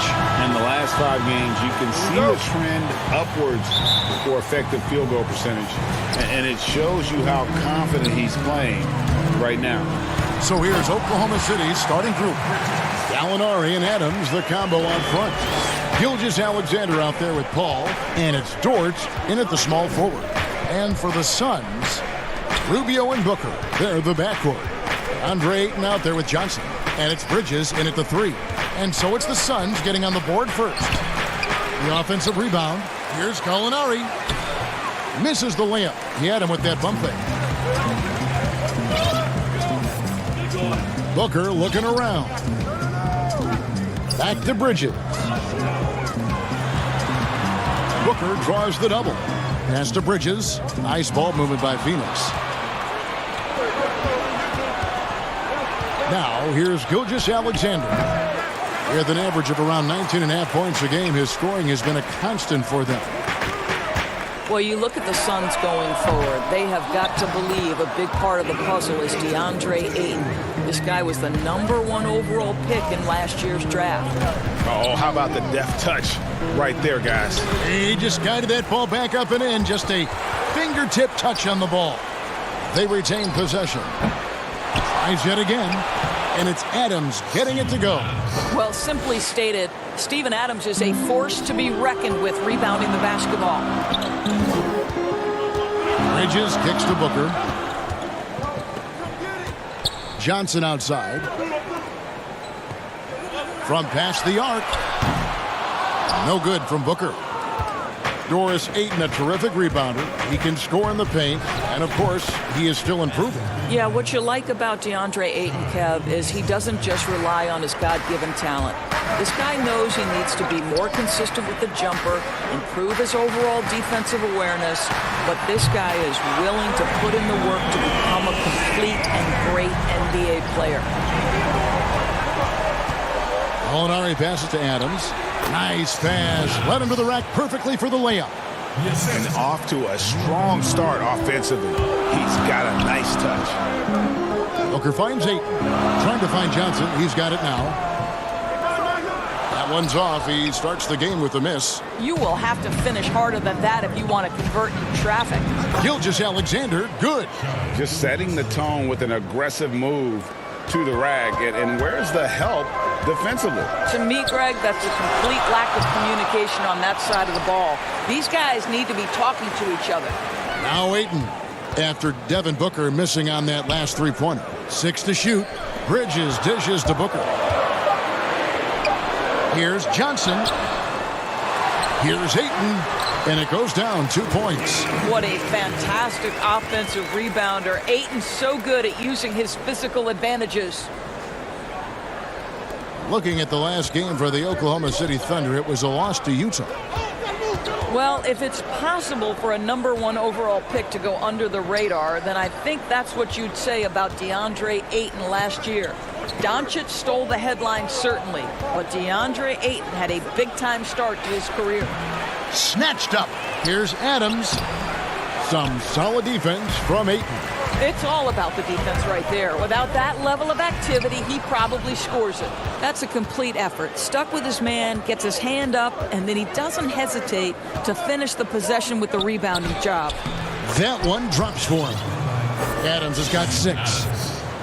And the numbers that Ayton put up as a rookie, very impressive. Well, DeAndre Ayton said the lack of attention didn't bother him at all. This guy showed he can be a focal point on both ends, and he's only going to get better with more repetition. Here's Paul, following the basket by DeAndre Ayton. Gilgeous-Alexander, good. And really keeping the ball hopping around here offensively. And Booker kicks to Rubio. Ayton, the pass to Booker.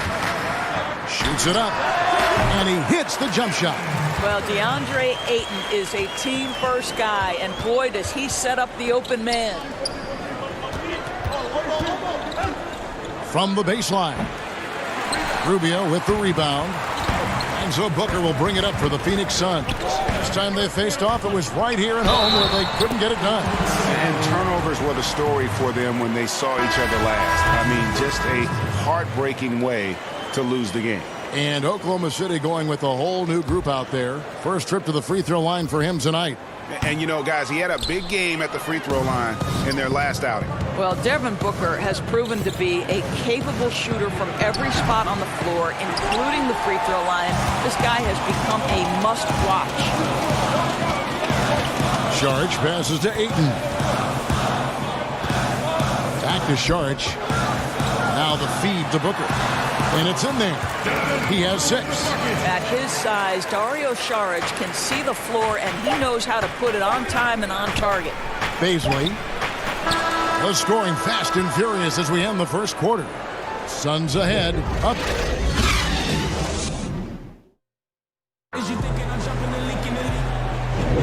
And we welcome you back to our special Noche Latina broadcast. As the second quarter getting going right now. And from what we've seen, guys, from Phoenix, what do you guys see? Playing inside out in that first quarter led to some high percentage shots in the paint. It is great when you can get that established early, because to me it opens up every other aspect of your game. All fueled up and ready to go. Let's reset the lineups courtesy of Gatorade as the second quarter gets going. So the Thunder 5 right now. We've got Dennis Schroeder. Ferguson out there with Muscala. Then there's Andre Robertson. And it's Noel in at the 5. Oh, Kevin, how about Noel knowing how to throw it down? Fantastic finishing these drives. Well, you get exactly what you want right there. Clean look, right at the cup. Nicely done. Phoenix leading by 3. And for the Thunder, a lot of the assistant coaches leaving this past summer. Greg, how much of a concern is that for head coach Billy Donovan? Possibly a sign that Donovan could be on the hot seat in OKC. I mean, 3 consecutive first-round exits. Donovan on the final year of his deal. The clock is definitely ticking. Passes it to Ferguson. Oklahoma City moving it around. And Noel throws it down. And that's an example of his athleticism, right? Nerlens Noel, the ability to leap up and ram it home. The Suns making a change here. Kaminsky's checked in. Diallo, he's checked in for the Thunder. Second quarter, and we're just over a minute in. Here's Saric. And it's Noel with the rebound. You're not going to see that very often. Plenty of space, but he just, let's face it, he whiffs on that. Who are some of the up-and-coming shooting guards in the league that you have noticed have got a very high ceiling? Well, I'm going to mention 2 guys who I think could be considered combo guards who can play 1 or 2, and who I think their organizations are still trying to figure out their best position. But 2 of the most dominant young guards in the league who are going to be a problem for over a decade.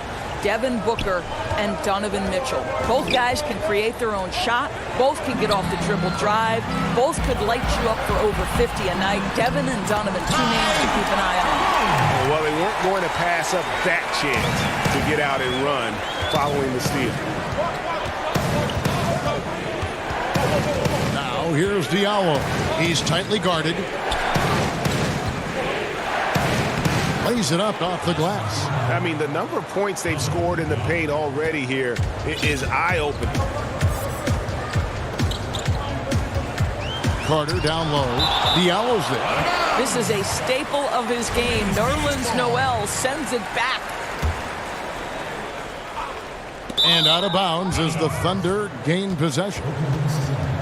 Let's take a look at the teams that have done a great job of converting turnovers into points since the All-Star break. 4th, the Suns. And since the break, we've seen them ambush their opponents with that attacking brand of defense. And boy, have they reaped the rewards offensively. Phoenix leading by 4. And Saric kicks to Baines. Off target with his 3. For Oklahoma City, they've gotten 4 of the first 5 shots to fall in the second quarter. Outstanding shooting. Noel dishes to Schroeder. Back to Noel. The shot's good on the assist by Schroeder. And it's 6 points for Nerlens Noel. Well, a tough first quarter for this guy. You like to see the shot go in. Nicely done. Greg, last season, Dennis Schroeder transitioning to more of a six-man role with the Thunder. And for his first go at that role, I thought Schroeder looked really good. He's always been able to score and create, and coming off the bench might be the best spot for him. And it's Carter missing. And his defense so valuable. Not many can bother that shot at the rim. Boy, you see the effort. You see the range. This guy prides himself in his ability to shut you down. And here are the Suns now. The Thunder making the shot. Sharch attacking. This is to Kaminsky over Muscala. And the basket by Kaminsky. Kaminsky's got his first basket of the night. Taking back the lead once more. Give these teams credit. Man, they are battling. Boy, Greg, neither team willing to give an inch and neither able to seize the momentum. This has been a fascinating one to watch. Oklahoma City shooting their third and fourth free throw attempts of the game. And a new group in here for the Thunder. Adams, he's checked in for Nerlens Noel. Alinari comes in for Terrence Ferguson. Gilgeous-Alexander's checked in for Diallo. And Chris Paul subbed in for Dennis Schroeder. Now here's Booker. 29 points for him last game against the Trailblazers in Portland. Well, this is Devin Booker's specialty, consistent at finding all kinds of ways to score from beyond that arc. Adams down low. Kaminsky's there. Alinari passes to Paul. Shoots over Rubio. The putback. He hangs in there and cashes in on the second chance points. Just in a perfect position to grab that rebound and then get the putback. Here's Baines. The shot is good, and so is his shooting tonight. 3 for 4. Thunder trailing by 3. Alinari on the wing, defended by Bridges. Give credit where credit is due right there. A terrific assist. Booker finds Kaminsky. Now Bridges. Back to Kaminsky. Three-pointer. And there's Bridges on the assist by Kaminsky. Kaminsky's got his third assist on the night. Now 8 seconds separating the two clocks. Ball fires from way outside. And he can't answer back. The three-pointer offline. And the rebound battle split evenly thus far. And here's Booker from the arc. The rebound by Steven Adams. Adams has got 5 rebounds tonight. Gilgeous-Alexander, good. Gilgeous-Alexander's got 8 points. This guy reads situations so well, and he knows how to execute. And here's Booker from the arc. Here's Kaminsky. And it's wide right. Hits off the rim. And some good action through the first 2 quarters as we reach halftime. Suns lead by 2. 2K Sports back. And now, the 2K Sports Halftime Show. It is a good game. For the Suns, the first quarter was pretty even. They saw their lead grow to a high water mark of 5. That's all for now.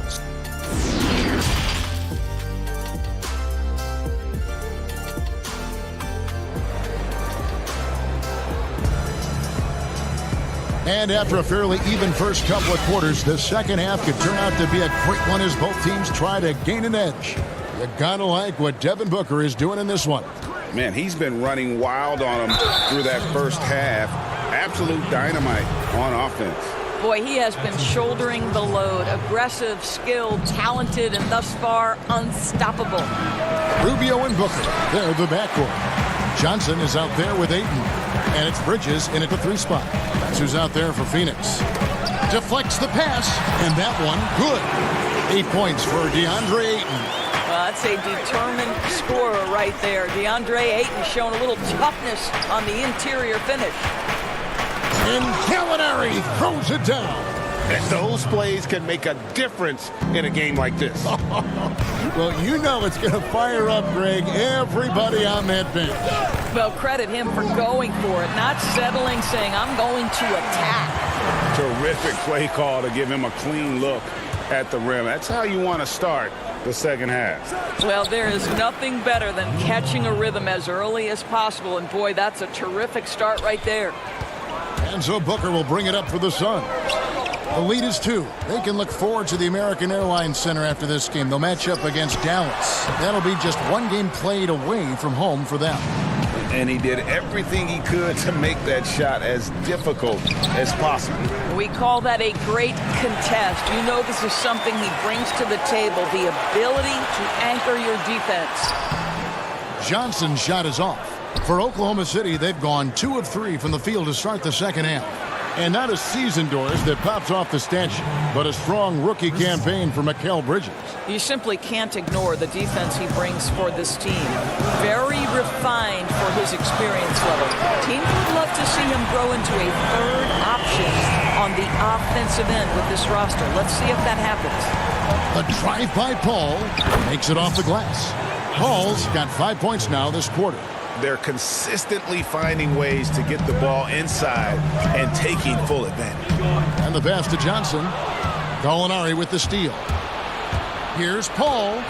And a great assist by Gilgeous-Alexander as that one goes in. Paul's got the lead up to 2 now for the Thunder.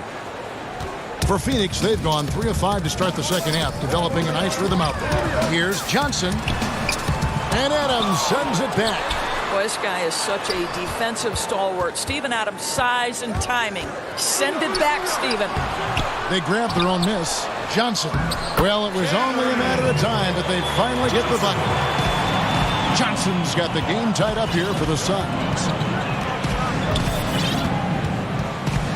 Ball against Rubio. Ball outside.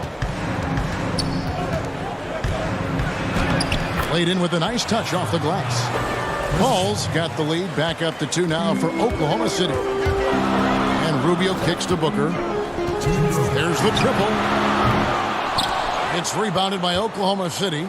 Adams has got rebound number 8 here tonight in the game.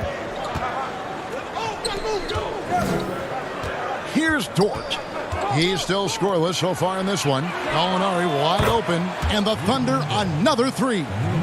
And when you've got a big man who can shoot from distance like that, what a huge advantage. And Adams sends it back. They recover it. They get it back. You get a sense there of how challenging it is to guard DeAndre Ayton. Gets good position, makes the defense react. This is his first trip to the line tonight. And the free throws have been dropping for him at a rate of about 77% on the season. And the upside for Ayton was always present. But Doris, were you surprised at how polished he was as a rookie? Not at all, because DeAndre Ayton has got a big-time offensive game. This guy can finish with the best in the league right at the cup. You know he's dynamic on the offensive end, and this guy's only going to add strength and get better on the defensive end. Here's Jerome. And the Suns miss again. Oklahoma City leading by 3. And here's Robertson. Back to Noel. He kicks it to Robertson. It's stolen by Kaminsky. Here's Carter. Uses the glass to finish the layup. Nice job getting inside for the layup. Got the deep thinking jump shot. Gave a little pump fake. And then off to the races. Inside. And stolen by Ayton. It's 3-on-3 on the fast break. For the lead, and foul on the shot. He'll shoot 2 at the free throw line. I'll tell you, for a center, the big man has got excellent touch at the free throw line. Aaron Baines, he's checked in for Phoenix. And Oklahoma City also making a switch. Diallo, he's checked in for Steven Adams. Boy, the missed free throw there keeping this game at even. We'll see if that comes back to haunt them. Schroeder looking over the floor. Pass to Diallo. Yep, it counts. Diallo's got 5 points so far. Well, coaches love seeing this from Dennis Schroeder. Recognize the situation, find the open teammate. So the wing on the left. Back to Baines. It's Carter, high post. Pass to Baines.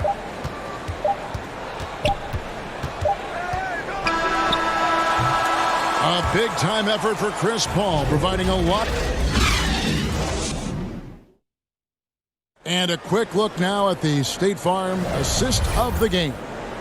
Yeah, an easy choice tonight. Look at the precision on this pass. Put it on a platter for him. And when you're the beneficiary of a pass that good, you better deliver, and he did just that. We've reached the fourth quarter, and what has been a very competitive game should be an exciting finish. So the Thunder 5 right now. Chris Paul is out there with Gilgeous-Alexander. Then it's Mike Muscala. Then there's Gallinari. And it's Baisley in at the 4. And the basket by Kaminsky. And right there you see Devin Booker's feel for the game. This guy knows exactly when to give it up. Gallinari passes to Paul. And it's off from three-point range. Booker outside. He feeds it to Kaminsky. And it's Phoenix scoring again. They continue to battle out there. So close to taking the lead. Yeah, but that's been elusive. They've missed a few plays along the way that they'd love to have back. And you want them taking big shots for you in big moments.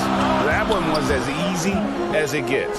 Boy, when it's this close, you try not to give up these kinds of buckets. Boy, you got to do better defensively. Yeah, that was the third straight high percentage look the defense has allowed. The defenders have got to start putting bodies on bodies. And the whistle blows. He's fouled on a shot that misses, but not by much. 2 free throws nonetheless coming up for him. And you don't ever want to get into the habit of letting the offense get to the rim. Mikal Bridges checked in for Kaminsky. They're doing a better job of working themselves to the line here in the second half. But they'll get another chance. Paul dishes to Muscala. And a great assist by Paul as that one goes in.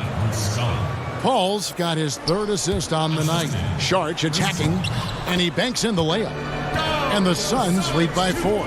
They're finding lanes to the hoop now with consistency. 5 buckets in a row from the paint. Over to the left wing. Here's Gilgeous-Alexander.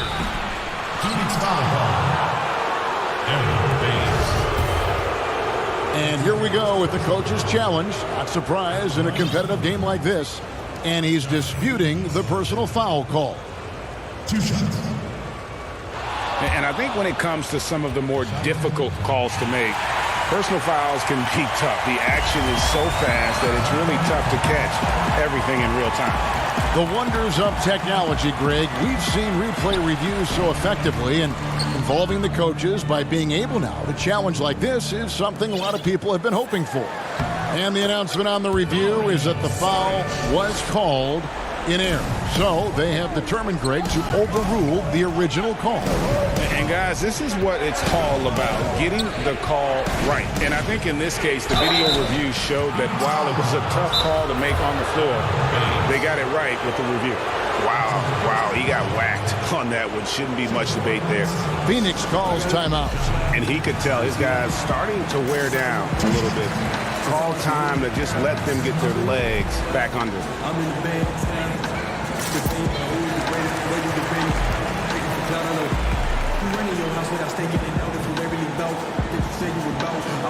So for the Suns, Johnson comes in for Aaron Baines, and Ricky Rubio subbed in for Carter. Let's go now to the sideline and catch up with David Aldridge. Hey, Kevin, during the last break, I heard Monty Williams talking with his team. He said, I want us to play as though we're behind. We're good when we play with urgency. We're bad when we become complacent. Don't become complacent. Let's go. Guys? Good on the second free throw. Suns leading by 5. And the officials signal the backcourt violation. Not very careful there.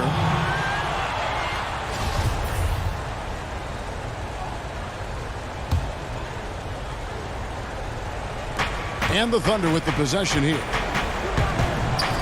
Dort passes to Adams.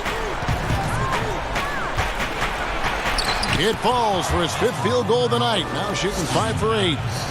Steven Adams is improving on the offensive end, and given his size and strength, he's effective from inside. To the paint, here's Paul. And a great assist by Gilgeous-Alexander as that one goes in. Now just a 1-point Suns lead. Passes it to Booker. Lets the 3 fly. The shot, no good. And the Thunder going the other way now. And they have certainly been looking locked in offensively. They sure have. Staying aggressive and playing under control. Boy, right down to the wire here. Still anyone's ball game. Yeah, and after all the energy both sides have expended, both teams still hungry. Johnson finds Booker. No good. They had a chance to end the run there. Definitely a situation you want to make sure you don't give him too good of a look. How good a playmaker are we watching? Always leading, always trying to create for others. Suns trail by 3. This one for 3. That will fall for his 7th bucket. 7 for 15 in this game. Does it seem to you guys that this guy, nothing faces him? Booker treats every moment like every other moment. No matter how big, no matter how small.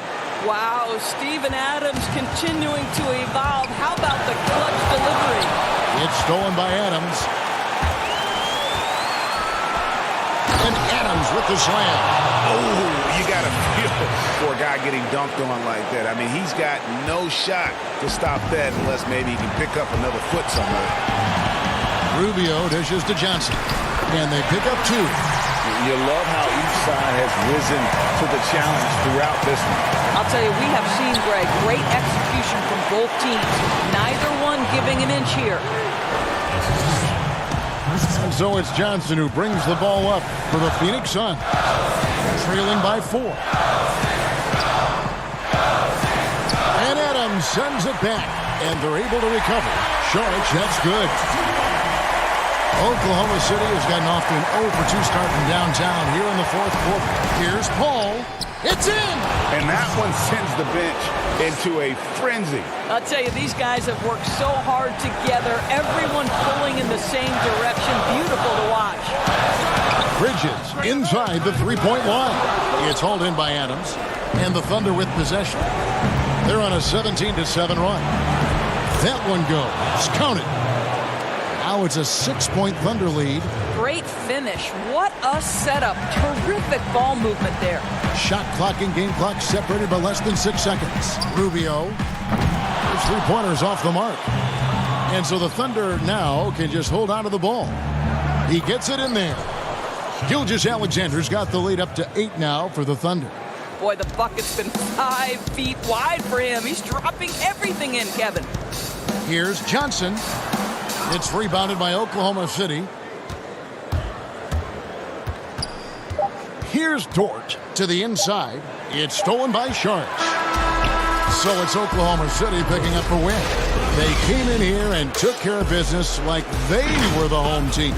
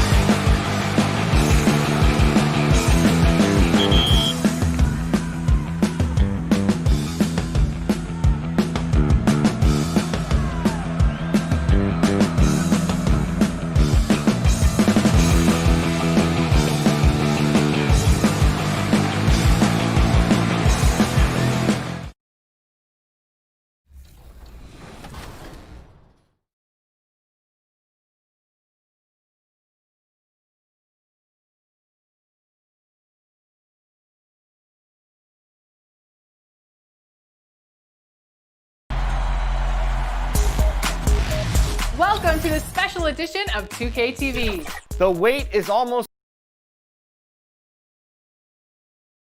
The tallest building in the state of Indiana. And before a lot of optimism. Thanks, DA. And here's a look at some numbers for Brogdon. Here we go. He hasn't been as sharp in the past 10 games as we're used to. It shows in his passing. The assist numbers down. Even the simple passes look tough for him right now. Maybe tonight he can get back on his game. Looking at the starting five for the Phoenix Suns. Rubio and Booker, they're the backcourt. Bridges out there with Johnson. And it's Ayton in at the 5 spot. And for the Pacers, Warren and Turner at the 4 and 5. Then there's Oladipo. Then there's Malcolm Brogdon. And it's Holiday in at the 2 spot. And he needs to get himself under control here. That's 2 fouls in less than 60 seconds. A shot by Johnson, no good. And Brogdon has got the ball here for Indiana. They went to Phoenix for their last meeting with the Suns and came out with a win. And the last time these two met, they were able to get a big win because of that bench production. Second unit might be a factor in this one as well. And you know what? If they run away with this game like they did in that one, I'd expect to see plenty of minutes again for the guys coming off the bench. Here's Oladipo. Itaze. It's good on the putback. Oh, and a nice job of turning that miss into 2 points on the tip-in. Hustle points, I believe they call them. Hustle points right there. And great instincts, too, guys, anticipating where the miss was going. These are not the lineups that either team, Clark, thought they would have for this one. Big injuries to contend with on both sides. And that happens sometimes during the course of the season, Kevin. It's actually a good test of your depth and your will, and it gives other guys an opportunity to step into the breach and show what they've got. Always interesting to see which guys will take advantage of a newfound opportunity. A lot of opportunity, you're right. Puts the D in a tough spot when you have a point guard who can throw it down. He really does, GA. He really does put pressure on him. And you know, guys, showing how dynamic a weapon he is for this offense, they feed off of that energy and ability to make plays. It gets them going. And there's the bucket from Victor Oladipo. Or the explosive nature of Oladipo's drives to the rim are incredible. Hard for any defense to keep him from attacking the way he does. And once he got to the 10, I think he was surprised to find himself that wide open. Well, this early, they should be showing a lot more energy on defense. It's not there. The Suns have gotten 4 of 6 field goal attempts to drop in the first quarter. Rubio with a wide open look drains the 3-pointer. Tell you what, Kevin, I mean, the best way to spread out this defense is for Rubio to hit a few more of these. Oladipo taking his time here and finished off by Oladipo. Okay, 2 hands for safety. That's what they say, right? That's right. He was ultra safe with that dunk, no question.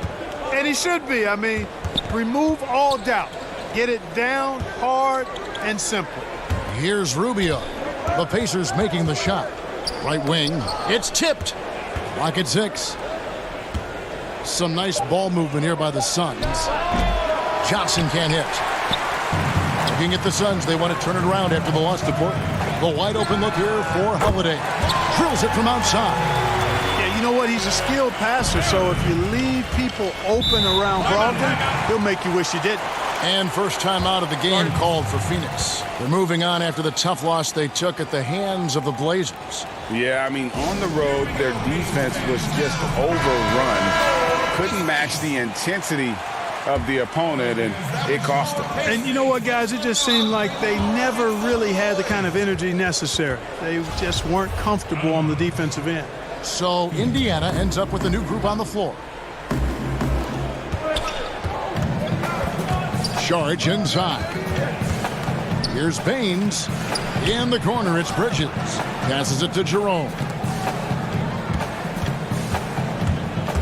Now here's Saric. Not a lot of room. Comes up empty down low.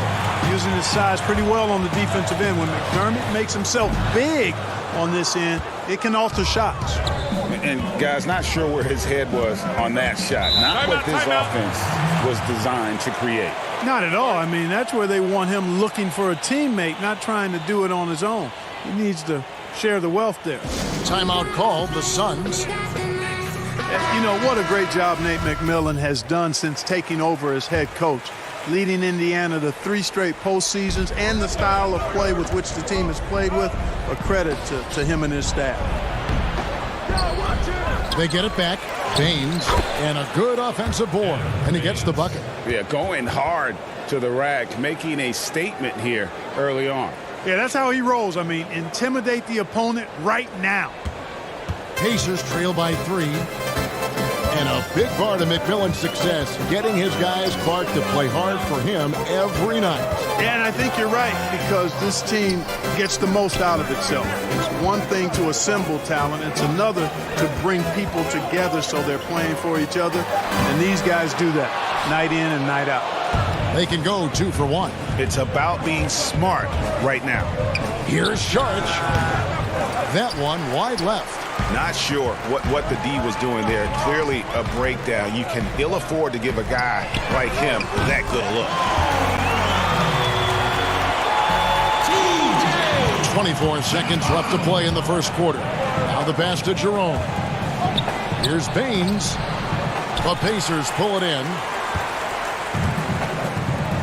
Outside Holiday. From deep three-point range, they get it back. Great positioning on the putback.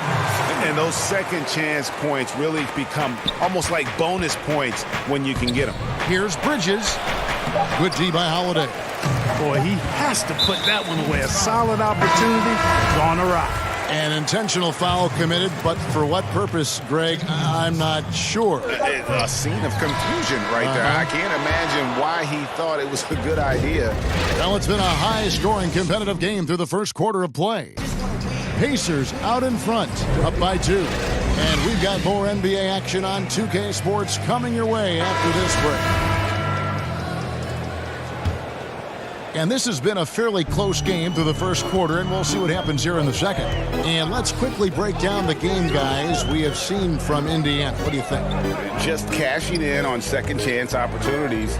That's how they built this early lead. Boy, grinding it out on the glass. They've really been working for those points. Setting the floor for the Suns. They've got Saric. Aaron Baines out there with Frank Kaminsky. Then there's Carter. And it's Jerome in at the point guard position. Now, Kaminsky. Right now, he's averaging 11 points a game. Defense made an impact right there. Definitely got him uncomfortable going up with it. McDermott dishes to Sampson. And it's slammed in by Turner. What athleticism from Turner. My goodness. He loves getting chances to throw it down like that. Shots good by Baines. And those are the kind of nice inside looks they've gotten here in the first half. Indiana again turning it over. Now let's step back and look at the top passing teams in the NBA this season. The real stats, the real score from the real NBA. The Suns #1, the Pacers in 5th. These two teams have really passed the ball well all season. They share it, they move it. It's really a pleasure to watch how they approach the game. T.J. Warren, he's checked in for Indiana. Malcolm Brogdon comes in for T.J. McConnell. And they haven't been able to turn it into a big lead, but their rebounding advantage is starting to add up. Yeah, still close, but with their tough play on the boards, we're certainly seeing the effort. And here's Booker from the arc. The rebound by Turner. And just not able to find the target from three-point range here in the second quarter, although he did knock down one in the first. Brogdon. And there are the Pacers with another bucket. Brogdon extremely confident because he knows he has the green light to fire off the catch. Suns trail by 6. They could use a big shot here to get this offense going. Too many empty possessions. Right now, they need a basket. First shot, first basket. He's out of the blocks fast. Really strong rebounding on the interior, and he gets the easy putback. And here's Holiday, who will bring it up for Indiana. And they're off to Philadelphia after this game as they'll take on the 76ers. That will be a getaway game for them, a one-game road trip. To the middle, here's Turner, and that'll be 2 free throws coming up. Officials on the call with the foul. Boy, quickly becoming a real force defensively. Miles Turner, one of the league's premier shot blockers. And you look at the job description for an elite defensive big man. Nowadays, it's not enough to just protect the rim. No, you've got to be able to move your feet and also defend on the perimeter as well. And that's where Turner's quick feet have helped him. He's able to guard smaller players and recover to the lane. And that's a nice combination. Brogdon with it. Guarded now by Rubio. Good on the shot. Oladipo looking very comfortable from this area, and I think it helps when he's looking to shoot from there. And Ayton throws it down. And didn't do anything fancy there, but didn't need to. Nope, his only concern right now is getting the points on the board. And I don't mean style points. Hey, I thought there was some style there, guys. What are you guys looking at? I mean, it was still a pretty sweet, flavorful one-hand flush. Yeah, and they're starting to warm up from the field this quarter. Adding to their lead, and you see that field goal percentage for the game steadily heading north. That's a nice play, getting the separation he needs for a clean look. And you look at him, he's given up an awful lot of size in that matchup, so he needs to have the ability to create separation. And Booker kicks to Rubio. Here's Ayton. Shoots over Turner. And 2 free throws coming up. Unable to get that one to go with all the contact. And at 7'1" and 250 pounds, Ayton is a handful. Not easy trying to guard him without foul. And Phoenix making a change here. Bridges checks in. And when you watch DeAndre Ayton, you really are just floored by how he moves. The amount of speed and agility he has for a player as solid as Ayton is doesn't come around very often. Rubio the pass to Johnson. Now Booker guarded by Oladipo. Pass to Bridges. Suns moving the ball around. Here's Ayton. That one good for 2. Ayton's got 6 points in the quarter. And those physical attributes of Ayton are so imposing. Greg, who does he remind you of? I mean, for current players, you see a bit of Embiid and how they both move so fluidly for 7-footers. From the past, I see a bit of David Robinson in his game. For 3, Booker, another 3 for Phoenix. He's certainly starting to heat up from outside. That's his 3rd for the game, his 2nd in this quarter. Rubio against Holiday. From deep. Booker pulls it in. He missed that one, but I've seen him drill shots from that distance in warm-up. Well, that looked to me, guys, like a heat check and was maybe a step out of his range. Just 1 second between the shot clock and game clock. Oladipo against Bridges. Oladipo, the pass to Bitadze. Over Ayton. Bitadze can't hit. Rubio outside. Johnson in the corner. Lets it go from deep. That one's not going to go. And that's it for the first half of action. What's been a very close game. The 2K Sports Halftime Show. It is a good game. DeAndre Ayton was on fire in the first half. He had 12 points. And that'll...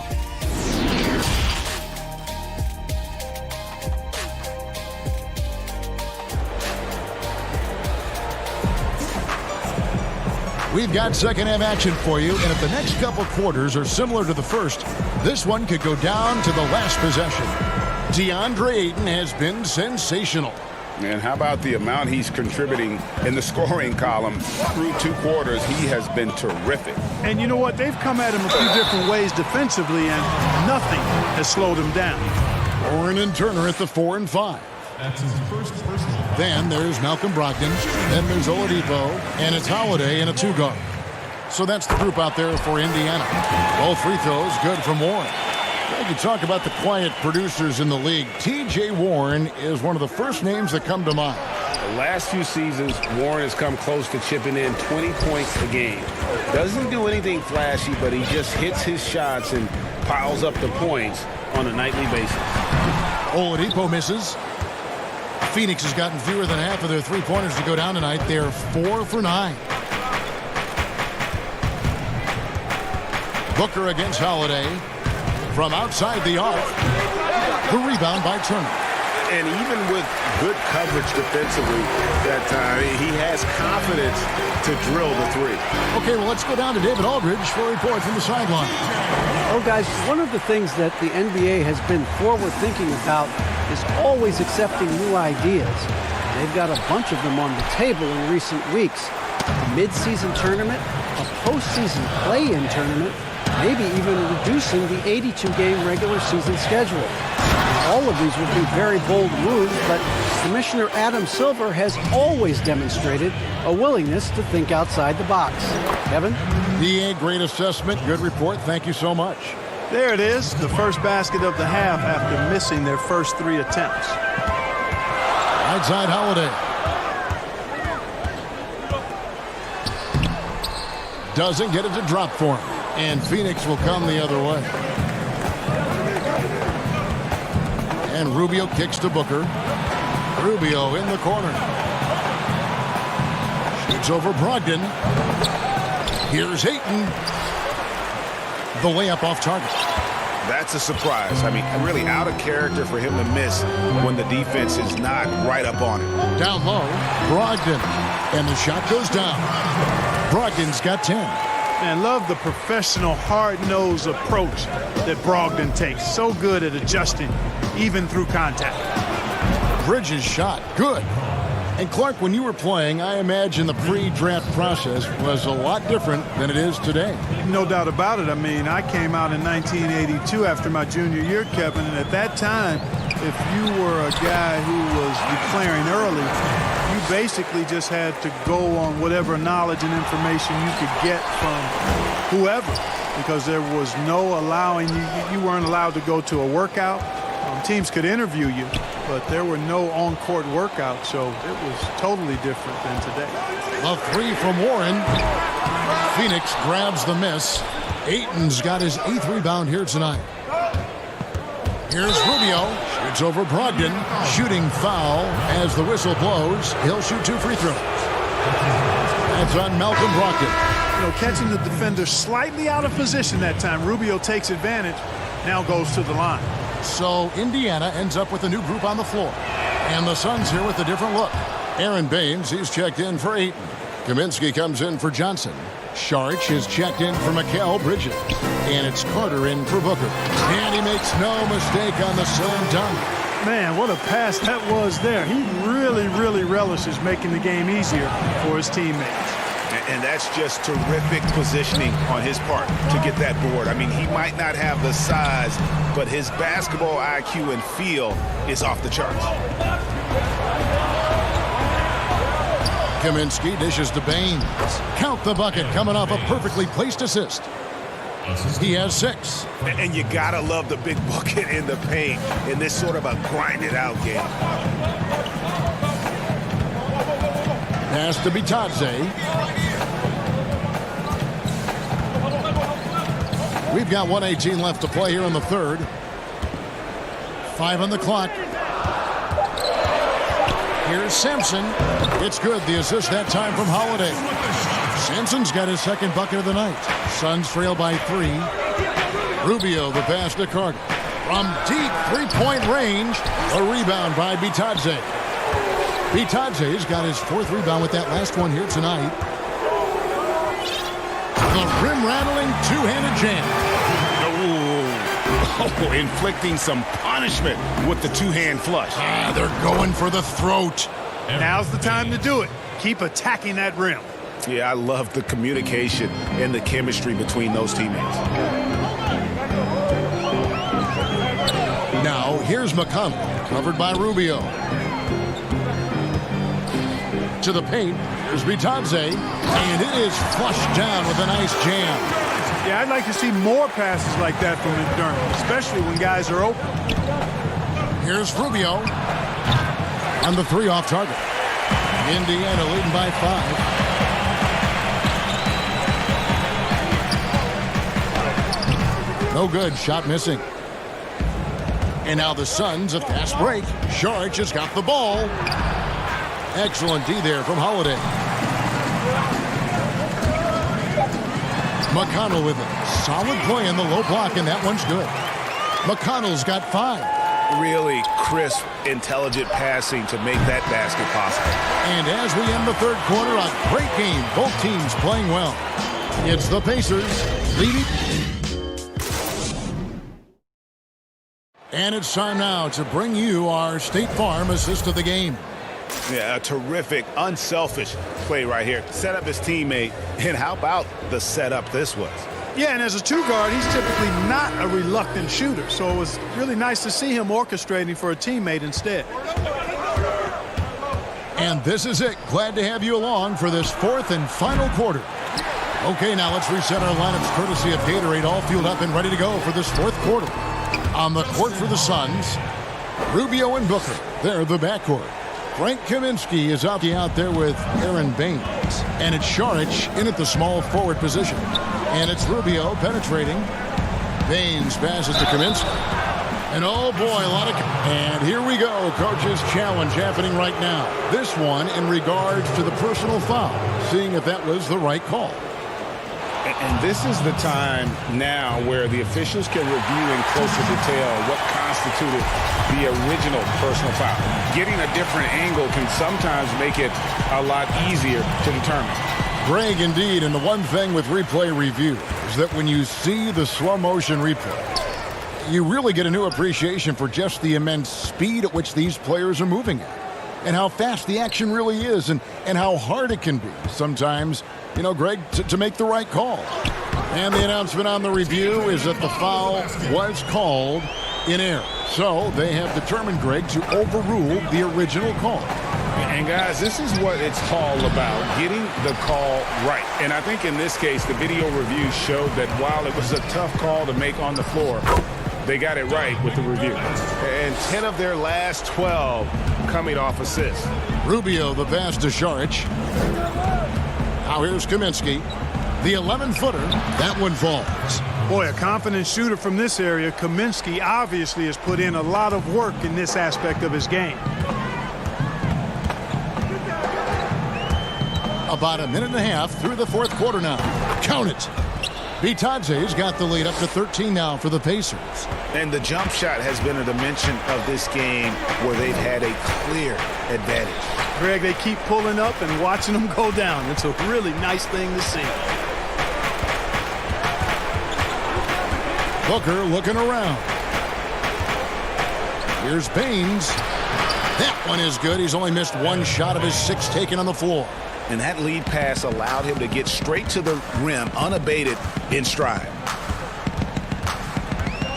McConnell in the corner. Passes to Bitadze. And a beautiful feed leads to a monster jam.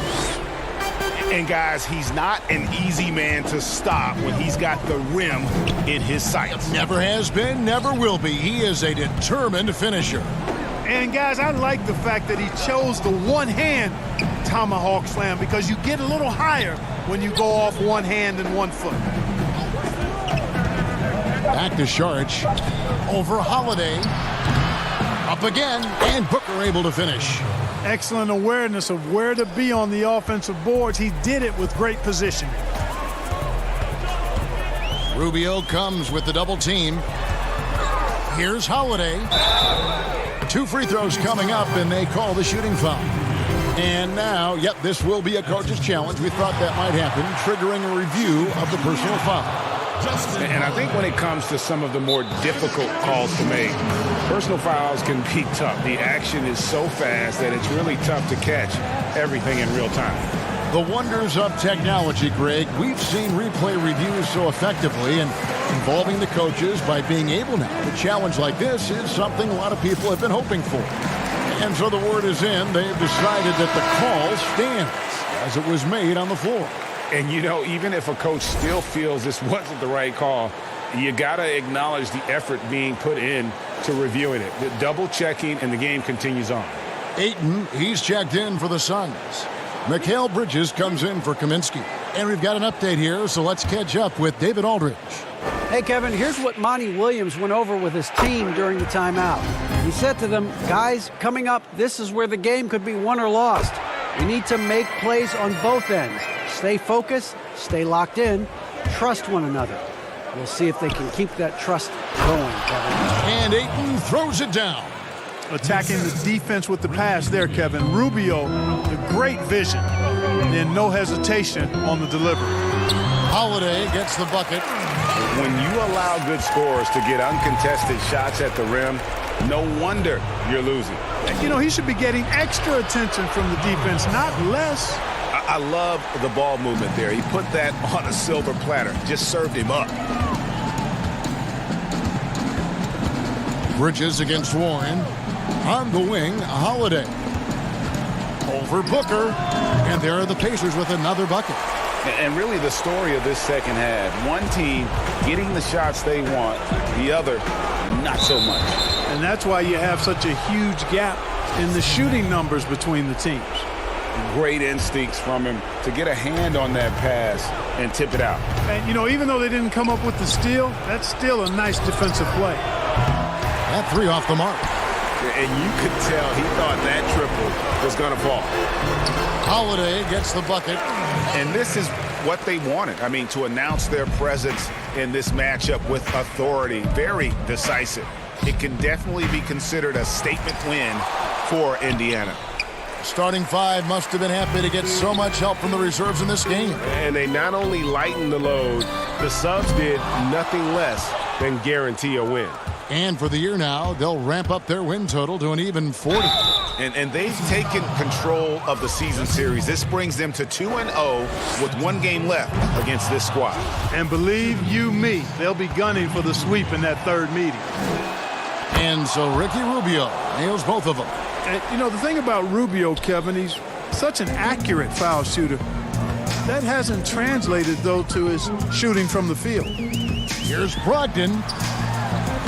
That's good from Holiday on the assist from Brogdon. And the Pacers lead by 15. And you can sense that these fans, these players, they are ready to celebrate.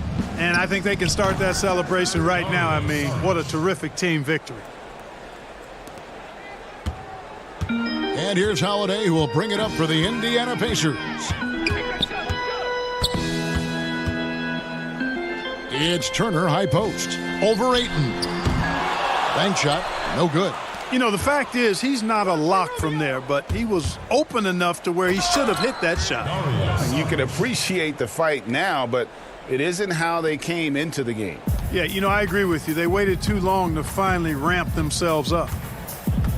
Holiday, the pass to Turner. And there's the call on DeAndre. That is his first foul of the game. That's his first personal foul. Substitution. 9 seconds left to play here in the fourth. There's the pass to Bitadze. No good that time. So no problem for Indiana as they get the win. Some good moments throughout this one, but they have. Thank you, David. Great interview once again. And that about wraps it up.